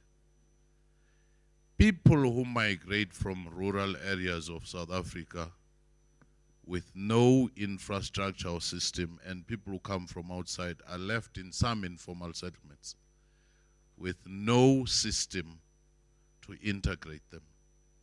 So this then manufactures tension over resources. And as such, that is what ought to be addressed. The other message, which is as practical, nowhere, even with your international obligations, can one country have its key performance area as being pan-Africanist when its neighbors are not applying. So if you say, let's open small business here, you negotiate with your neighbor, Botswana, Zimbabwe, can we do the same thing there as well? But once it is left as a burden of one country, it becomes a problem. The reason today in America you have the extremists, in Europe you have the extremists, is because well-meaning people did not intervene on time until extremists said, here is common sense. You can defend the rights of immigrants and still give them dignity and still apply your laws. Now, when you go to Marabastad and you find a person with 1 meter of SIM cards which are not recorded, what are the chances that your crime intelligence will trace who killed who? So to me, I do think that we should not be romantic and idealize these things. These are practical matters. People, when there were xenophobic attacks in Midrand, especially those who were in the middle class areas, they went on radio, Adrian, we can't do this internationally. And then government took those people and tried to establish a camp next to them. They said, no, not next to us. So their rationality, their solidarity suddenly collapsed. So you can be accommodative, you can have a human rights system, but you must look at international practice, because we became so enthusiastic in signing our immigration laws. Other countries said, we accept this refugee convention, but had a rider subject to our national security and interest. We did not do that. All our neighbors did, by the way. We have a history of receiving foreign nationals. During mining era, some became natives. We have CEOs who come from other countries. We have vice chancellors who come. We have never had problems. But once you have a 2% community that is disproportionately represented when it comes to crime statistics, then there's a problem. I've been to Kasha's Neck, I've been to Mkanyagute, where people say, I had 80 goats and sheep, now they've been taken. We can sit here and idealize about these things. I've met communities who say, we have zamazamas digging and coming out of my dining room. The day you have somebody coming out of your dining room,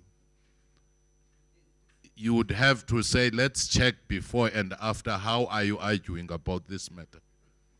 So it's just common sense, it's just fairness, and you can still be Pan-Africanist, but with laws being applied. When you get to Botswana with your ID, they say, welcome to Botswana, you are from South Africa, but please be sure, here we do apply laws. They are trying to tell you that there is a country where if you want to exercise apprenticeship from Latin America on drug dealing, they say go to South Africa. If you want to have a startup business in corruption, go to that country. So let's not romanticize what is not practical. This thing is as simple as you have a household and a grocery. If your kids play outside, you say it was first come, first serve, and they come, there is no food. Do you still have something called home? So let's do things that other countries do. Let's have this thing of South African exceptionalism. Let's disabuse ourselves of that, because if we fail to do that, extremists will take over and they'll be voted. At that time, you'll have a Trumpian effect. But if rational people step forward, they manage the situation, they have the law enforcement, but they are still humane. So that's what we've lost. So there must be some practicality, there must be some comparison. You are caught in other countries, even the ones which are complaining. It was reported 10,000 deported because they had no documents. So let's just be practical. Let's negotiate with our neighbors. Let's have certain codes where we say free visa access, small business here, can you also open on your side, and so forth. You'll see harmony in this particular case. But it cannot be that a Fikeni who lives in a high wall, who has the security, CCTV in every corner, I tell a person in Deep Sloot that it will be okay, man, no matter what. We are not helping even the foreign nationals, because what is happening now, you find people from Pakistan who came in without documents, wanting to kidnap the genuine business person from Pakistan. We find gangsters now chasing each other from their countries. So the very skilled labor you wanted runs away because you have not protected them. Thank you.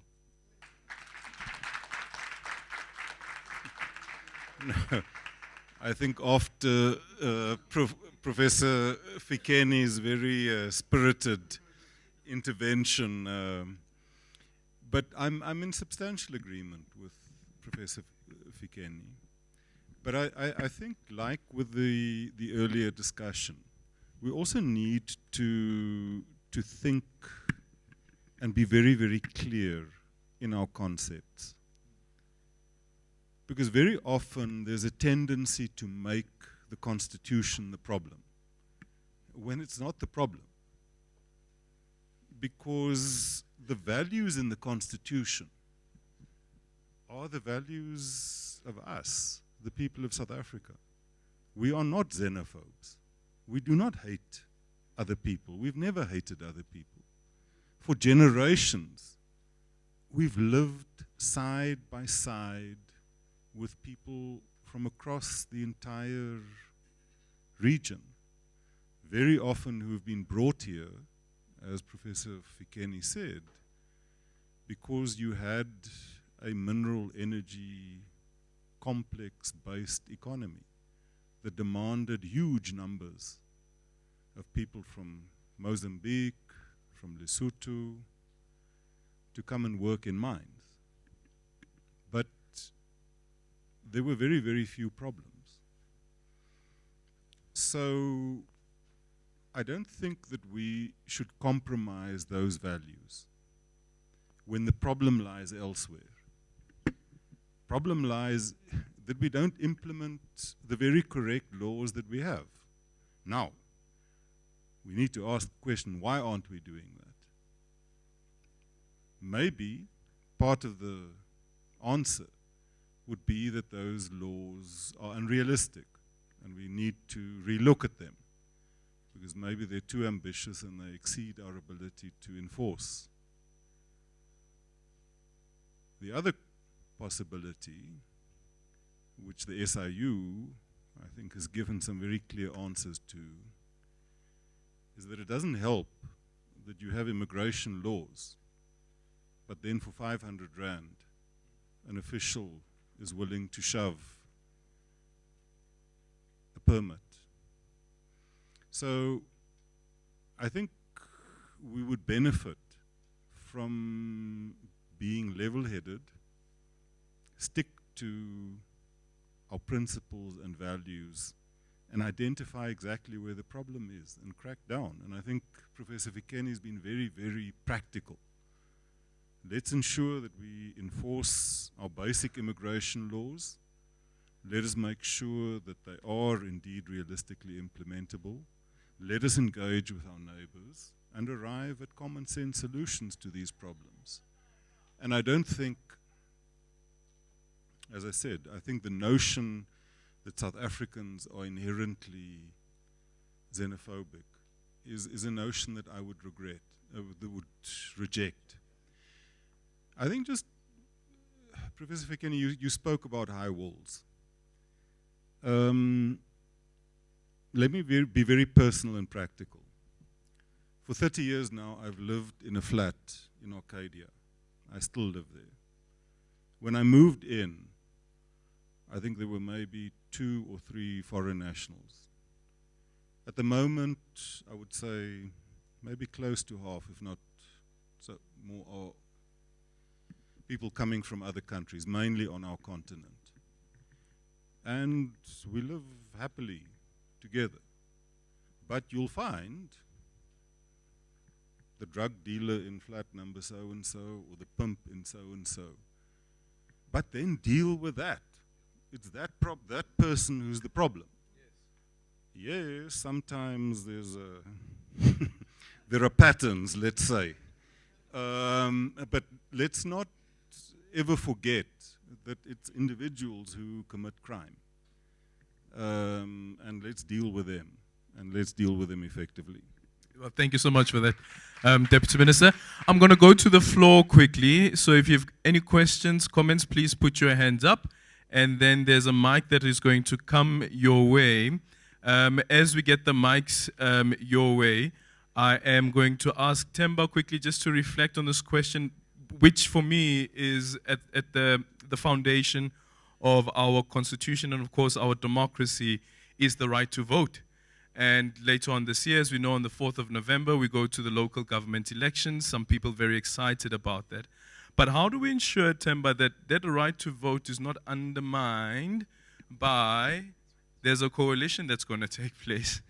Because it's a hung municipality. I voted for a particular political party because I want a particular outcome and I believe in their manifesto. However, though, the outcomes of the elections mean that there needs to be compromises. But then some people look at it and they say that, but that's a waste of my vote.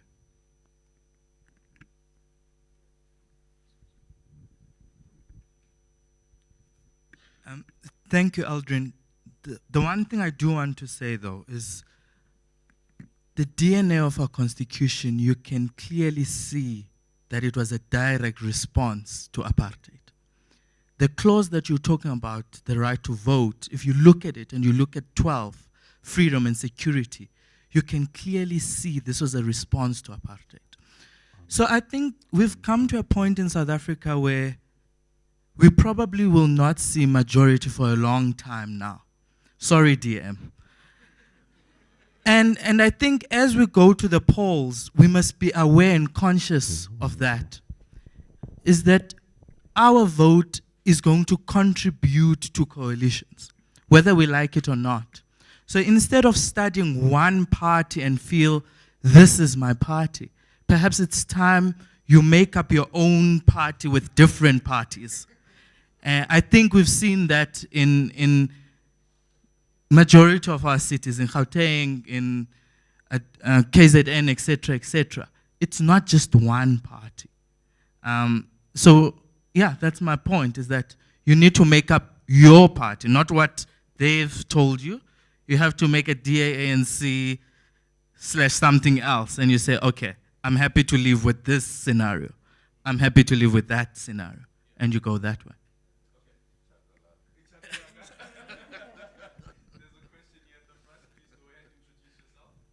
Good day. My name is Situm Keshe, a vet student and also the treasurer of Vets Blask Society. My question is actually directed to the minister. Oh, am I audible? Okay. So my question is actually directed to the minister. You actually said that there's nothing wrong with the constitution, and then you further say it perfectly fleshes out our vision. Now, you said further that the issue is with the enforcement, right? So don't you think this view divorces the context to which our constitution functions within, and that it is the very same issue that makes the perfect constitution imperfect, that in the sense of fleshing out its vision, it omitted to flesh out legitimate enforcement mechanism. And further, on the issue of context, I think whenever we actually approach constitutional issues, we should actually determine its legitimacy from the standing of people experiencing the realities of its failure. For instance, people from rural areas, people from Kailicha, people without shelter. So, yeah, do you think the constitution actually fleshing out the vision and omitting to actually flesh out legitimate enforcement mechanism is not the issue with the constitution? Okay, thank you so much for that. Let's get another question quickly. Sure.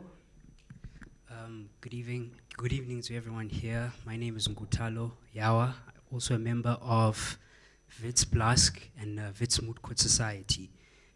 My question is addressed to the Deputy Minister. In speaking about realizing our constitutional aspirations, Minister, there is a prevalent criticism of the justice system constantly failing to protect vulnerable people in South Africa, such as women and children. And it is also prevalent that the majority of people in South Africa do not have access to the legal justice system due to how economically taxing litigation and adjudication is.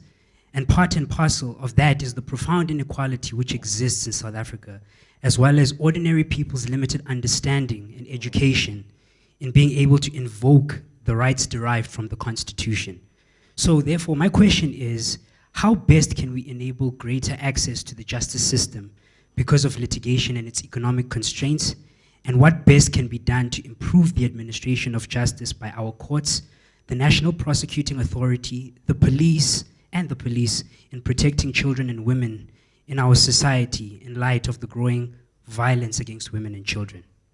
Okay, Deputy Minister, I'm going to ask you to just quickly answer those two questions, and then we're going to take the mic to the back, right there at the back. If there's somebody who can take the mic, please, to the back. Deputy Minister, you can go ahead. Thank you very much. I think firstly, if I was understood to say there's nothing wrong with the Constitution, then I think maybe I didn't articulate properly. I'm not saying there's nothing wrong with the Constitution. I'm saying very often problems are blamed on the Constitution when they're not the problem of the Constitution. But as I said in my input, the theme of our celebration of 30 years of the Constitution is reflect, renew, recommit. Part of that reflection is to look on openly and honestly and realistically about what we set out to do, what is contained in the Constitution, where are we, and what are the challenges that we've run into.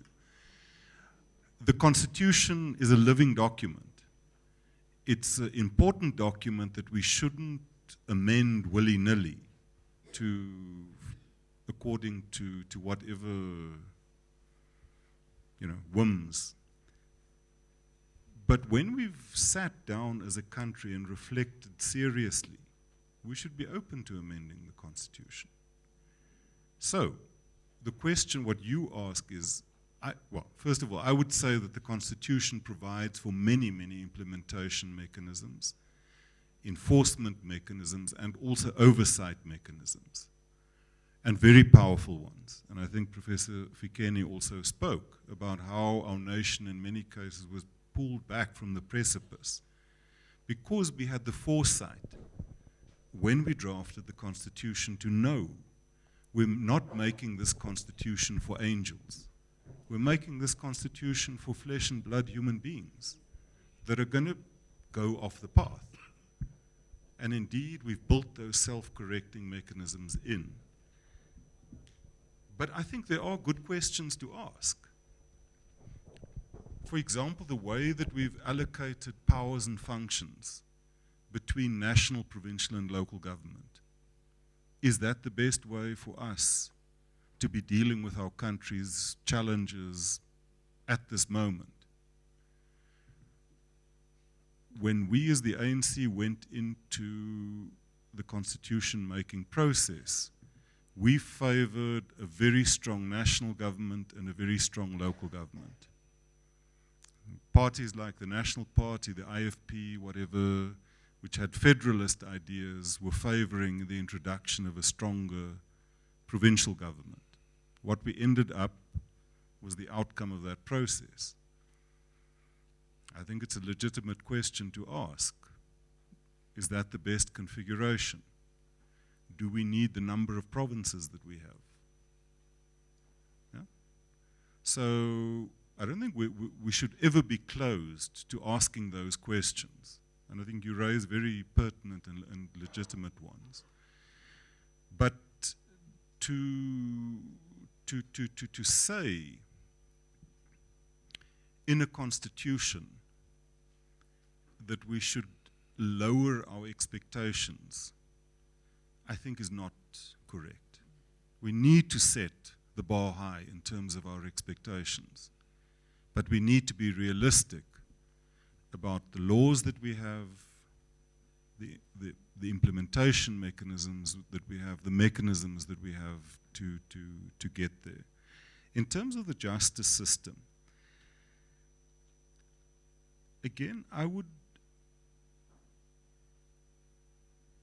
start by looking at where we were and where we are and where we still need to be. Earlier today, I took a little bit more of a personal pilgrimage, if you want, to death row, Pretoria CMAX prison. There's a death row museum. Because for 4 years of my life, I worked at an organization called Lawyers for Human Rights, 1990 to 94. Most of what I did revolved around defending people on death row, getting stays of execution, helping them to do appeals, and after the death penalty was suspended and the law was changed to make submissions to review panels. I think we forget just the sheer cruelty and barbarism of a legal system that we had. From 1981 to 1990, then South Africa executed about 1,100 people by hanging. I was there on the gallows of how people would be taken, line mount 52 steps up to the gallows at 7 in the morning, have a rope put around their neck, a door opens, their neck is snapped. Their families are shown a casket, and the casket is then taken away and buried at an unknown grave. So I think that's the justice system that we come from. We have a very different justice system. Not, not the perfect justice system we want, but a very different one. We today have a Legal Aid South Africa that provides legal representation, where legal representation in criminal matters is a constitutional right. You can't try someone who is indigent without providing them with legal representation. We have expanded sexual offences courts. We have put Tutuzela care centres in place. We have dramatically transformed the composition and the orientation of our prosecuting service. So when we talk about the shortcomings in access to justice, we need to view that against where we come from and the distance that we've traveled. We have, through things like small claims courts, which we, I think in 1994, the number of small claims courts was probably a few handfuls, and they were predominantly in historically white areas. Today, there's a small claims court in every single magisterial district. Those are courts where you can take a claim of up to 20,000 rand and at virtually no cost litigate. So I think we have made impressive strides in widening and deepening access to justice. I do think that we've passed both legislation and set up institutions to protect women and children.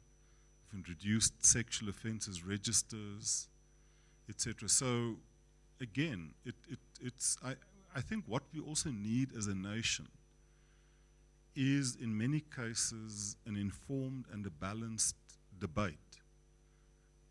I'm not shy of engaging in criticism and robust criticism. I was trained in the ANC Youth League. I've been a member of parliament for close on 30 years. I mean, all comers are welcome. But I think it doesn't help the cause of progress to say that nothing has been done, nothing has happened, everything is a mess.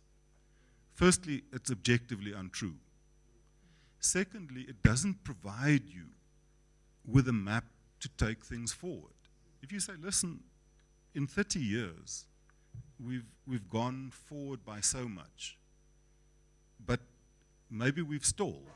In some cases, maybe we've actually gone back a bit. Let's drill down and see what has caused that. And how can we overcome that so that we can continue advancing? So, again, I think we have a justice system that is night and day from what it was. Is it perfect? No, not at all. Can it be improved? Must it be improved? Is it improving? Yes. Thank you so much, Deputy Minister. 2 quick questions from the back. There's somebody who has the mic. It's me. Okay, please introduce yourself. Good evening. Good evening to everyone. My name is Reverend Nungaba Musunkutu. I just want to pose my question to Prof. Somadoden Figi in relation to what you said about the public sector as the backbone of our country, which we all know. And there are serious problems there, either financial resources, infrastructure, clinical management in my profession. And I just want to find out, Prof, what is it that we are doing as EPSC in relation to ukukhwaphiliza and incompetency also? What measures are you taking re-consequence management? Because it means everyone does as it pleases. And who is suffering is my grandchild in one of the schools. It's my patient at Bara. It's an orphan, a social development, because we are not towing the line, in particular in the public sector. Thank you, Prof. Thank you so much for that. One last question, and then we are going to unfortunately wrap up. But remember, guys, that this is just a soft launch. Sankhalisela nje. Khali of what is to come. With the milestones of freedom. Okay, please introduce yourself and your short remarks or questions indicate who you are posing the question to. Greetings to the Minister, the President of the Black Lawyers Association Student Chapter. All protocol observed. My name is Kamokhelo Manka, an acting treasurer for Black Lawyers Association Student Chapter. I'm here. Should I stand? Hi boo. Hi boo. I am Reverend. Hi boo. I am the current acting treasurer for BLOSC Unisa Tshwane. My questions are posed at the Deputy Minister. So given, I'm gonna deviate a bit, given today's Constitutional Court ruling on the Phala matter, what does this say about Parliament's role in holding the executive accountable? Number two, we have more than 30 years of constitutional democracy. Should we, as the young people, still be patient with the pace of change, or it's time to demand stronger accountability? Thank you so much for that, Kamokhelo. Deputy Minister, over to you, and then we'll get Professor Fikeni also. Thanks. Firstly, your first question about the Concord judgment and Parliament's oversight role. I think for me, today has shown a constitutional democracy at work. Parliament acted on a previous Constitutional Court judgment which said that it should make rules to handle the case where someone brings an impeachment motion against the president. It made those rules, it acted according to those rules. Someone was unhappy, they went to court, and the court found that that rule is not in keeping with the Constitution. So, and Parliament has accepted that, and it will act according to the judgment. That's how constitutional democracy works. So, I think, if anything, it is an affirmation. You can, maybe what you're also asking in your question is did Parliament act correctly? Obviously, the court found that it didn't. That is why the mark of a successful constitutional democracy is not that everyone at all times does things perfectly and not make mistakes. The essence of a constitutional democracy is that you have a network of checks and balances and institutions to correct mistakes once they are made and to keep things on track. Secondly, on the question of the youth's patience with constitutional democracy. Remember, there's a saying, and I hate abusing quotes, but I'm going to proceed nonetheless. I'm sure that everyone, or most of us, are familiar with Frans Fanon's quote, that each generation must come out of relative obscurity, define its mission, and realize it or betray it. I belong to a generation that grew up in a South Africa and an apartheid South Africa without a constitutional democracy. Our struggle was to defeat apartheid and to bring about democracy and constitutional democracy. We didn't have the legal avenues to do many things. Our mission was the defeat of apartheid. We did that either by leaving the country and taking up armed struggle, of going underground, of forming part of mass struggles, of organizing civic organizations, trade unions,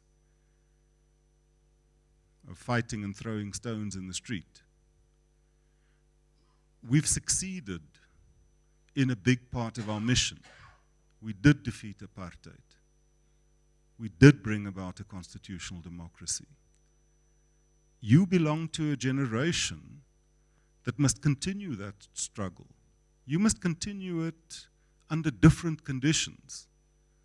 We believe that through our struggle, that we've put you in a better, a more advantageous position to be able to utilize the power of the vote, the power of being able to go to court and enforce your rights, the political and civil freedoms to organize openly, to access information. And you've got to take that struggle forward and decide for yourself. Are you going to realize your mission or betray it? Thanks.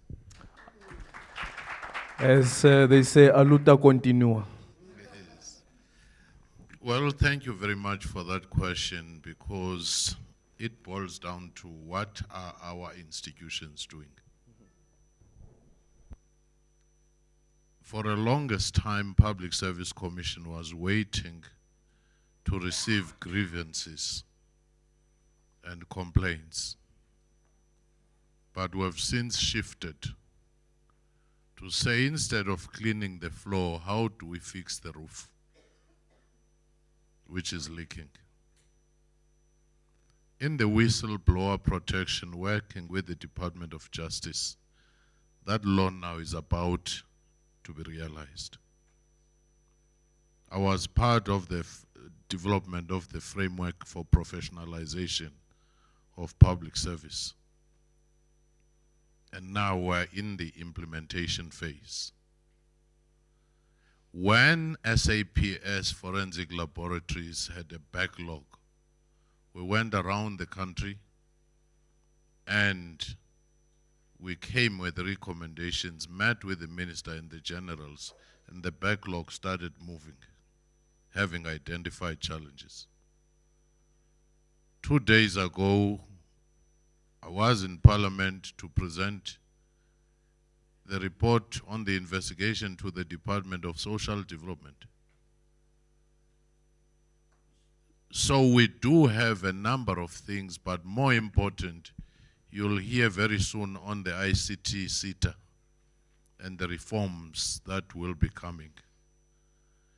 Because we felt that it's better to look at the systemic failures and deal with them. One of the things that will help us is to have a digital revolution where biometric data is integrated, so that if you have done wrong in province A, you don't reappear refurbished in province B. If you have been blacklisted in that other province, you don't go re-register. Because so far we've had cases an HOD is expelled from one province, then they go to another, they get a job, then they end up being DGs. And we've been a laughingstock in other areas where we fail upwards. So what I would want to appeal to you is to say it can no longer be PSC or government alone. Government, use your own money, taxpayers. So when there are reforms, let's support them, let's understand them, let's utilize them, let's be active. And also to the media, headlines are made by sensation. When a tree falls, it makes headlines. But when you grow a forest, it won't make a headline. So these reforms are taking root. Once upon a time, SARS was in doldrums. It reformed. So let's identify areas of excellence and areas which are recovering and say, how do we replicate this? And also make sure that each one of us are responsible. But I want to close by saying, the reason we miss the Constitution in some areas in terms of reading it, when we go to that chapter on human rights, we tend to focus on first-generation human rights. Right to demonstrate, right to talk. We do not spend much time on the second-generation human rights in terms of the dignity of material things such as housing, water, and so forth. Or even the third generation. It's advantageous for us who have the means to dwell on the one of the ability to call into a talk show and insult everybody and say, I'm fine, I can now go sleep. A person who sleeps on a sidewalk doesn't have that luxury. So if we deal with the issue of inequality, if we deal with the crisis of youth unemployment, if we deal with the issue of crime and law enforcement, you'll begin to see the turnaround. But also if we spend more time in the rural areas, because the reason we have this massive flow of people into the urban areas is because development all of a sudden got localized in terms of many opportunities in the cities instead of a decentralized approach. So to me, I want to say, don't look just at government or political parties or everyone else. We are the leaders we've been waiting for. South Africa got out of its troubles whenever there were people gathered together, like the Congress of the People, 1955. Lawyers, professionals, traditional leaders, sports people, they came together. Mass democratic movement in the 1990s. But the moment you leave political parties alone, once you are not on the table, you often end up in the menu. Thank you.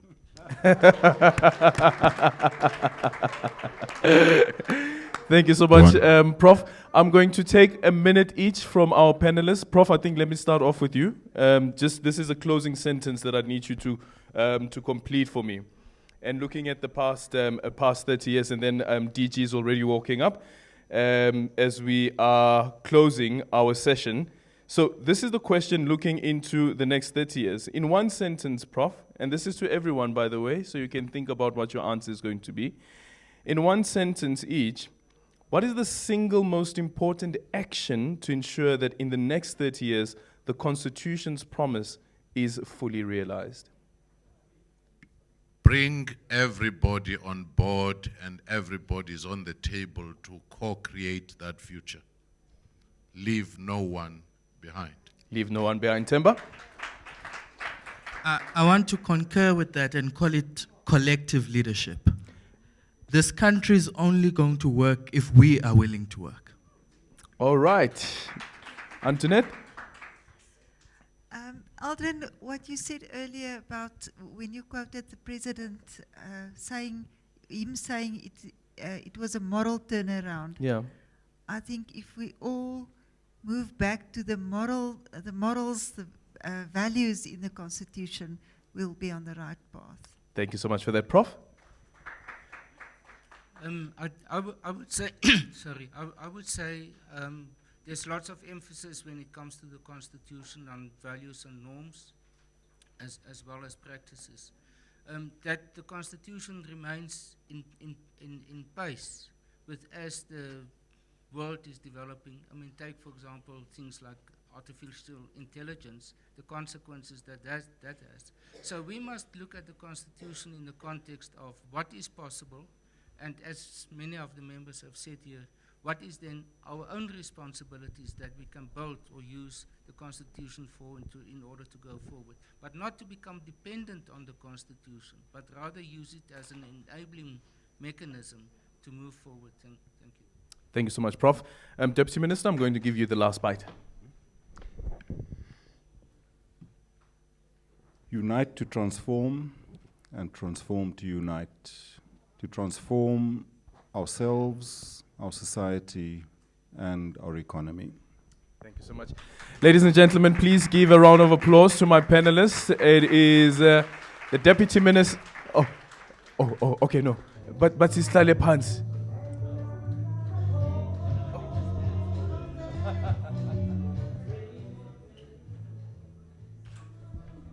Kuthiwa aluta continua. So I'm just gonna overrule him and get again from the youth. What is the message to the youth? The future. We are saying aluta continua. Can I have the DDGs coming up? Sandile Michael? I think my message to the youth of South Africa is that it is the youth that turned this country around. 1976 was the youth and children. 2016, Fees Must Fall, was youth and students. 2026 and beyond can still be youth. We've done this before, and we can do it again.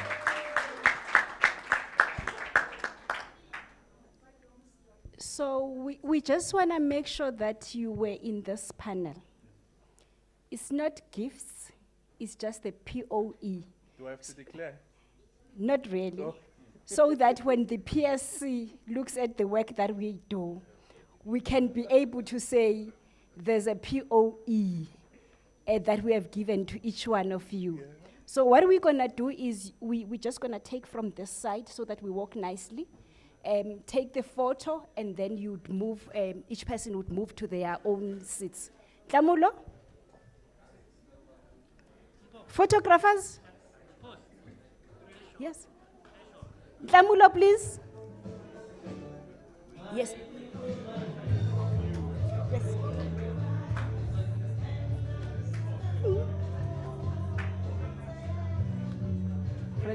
Frelimo. Mora Michelle.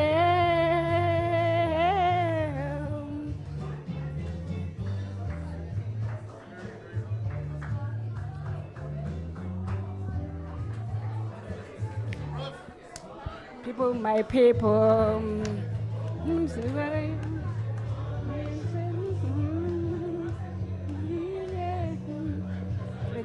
Frelimo. Zamora Michelle. Zamora Michelle.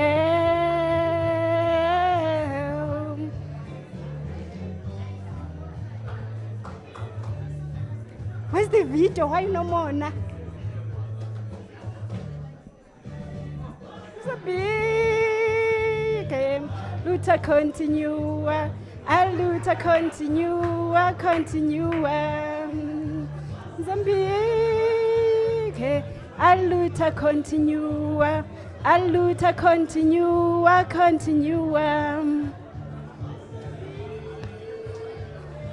Luta continua. Luta continua. All right. Thank you so much, Ntlamulo. We just wanted the youth to taste that what we had during our time. And we are putting a challenge to say we need other Miriam Makebas. It cannot end with her. Honorable members, can we just take 1 minute? Yes.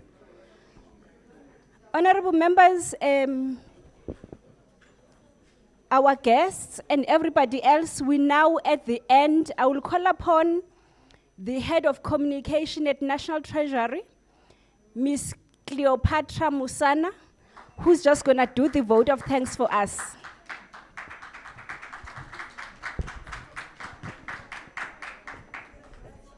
Thank you, Program Director. Distinguished guests, ladies and gentlemen, as we come to the end on today's program, please allow me to extend our sincere thanks to everyone who has made this important event possible. We're especially grateful to our speakers and panelists for their rich reflections, reminding us why 30 years on, the Constitution remains a cornerstone of our freedom and democracy. Thank you to the organizing team and all those working behind the scenes for your dedication, for your commitment, and everyone who's been here for your active participation. Without you, this program would not have been a success. We'd like to apologize for the program running late and the engagements. We hope that as people have listened, they have understood the road we have traveled together. And as we leave, we remain committed to upholding the values of the Constitution and ensuring its promise of freedom and dignity continues to be realized in our lifetime. With those words, I would like to thank each and every one of you. May you travel safely, and let's continue to love one another.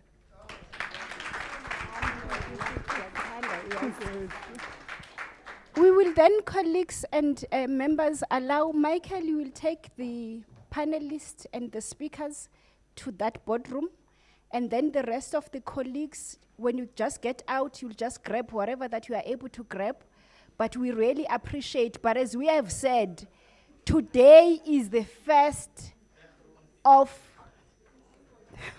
today is the first day of the similar gatherings. They may take different forms until the end of March 2027. So we look forward to meet with you again, for you to invite us in your own platforms and so forth. Thank you so much. Tlamulo, tlamulo, tlamulo.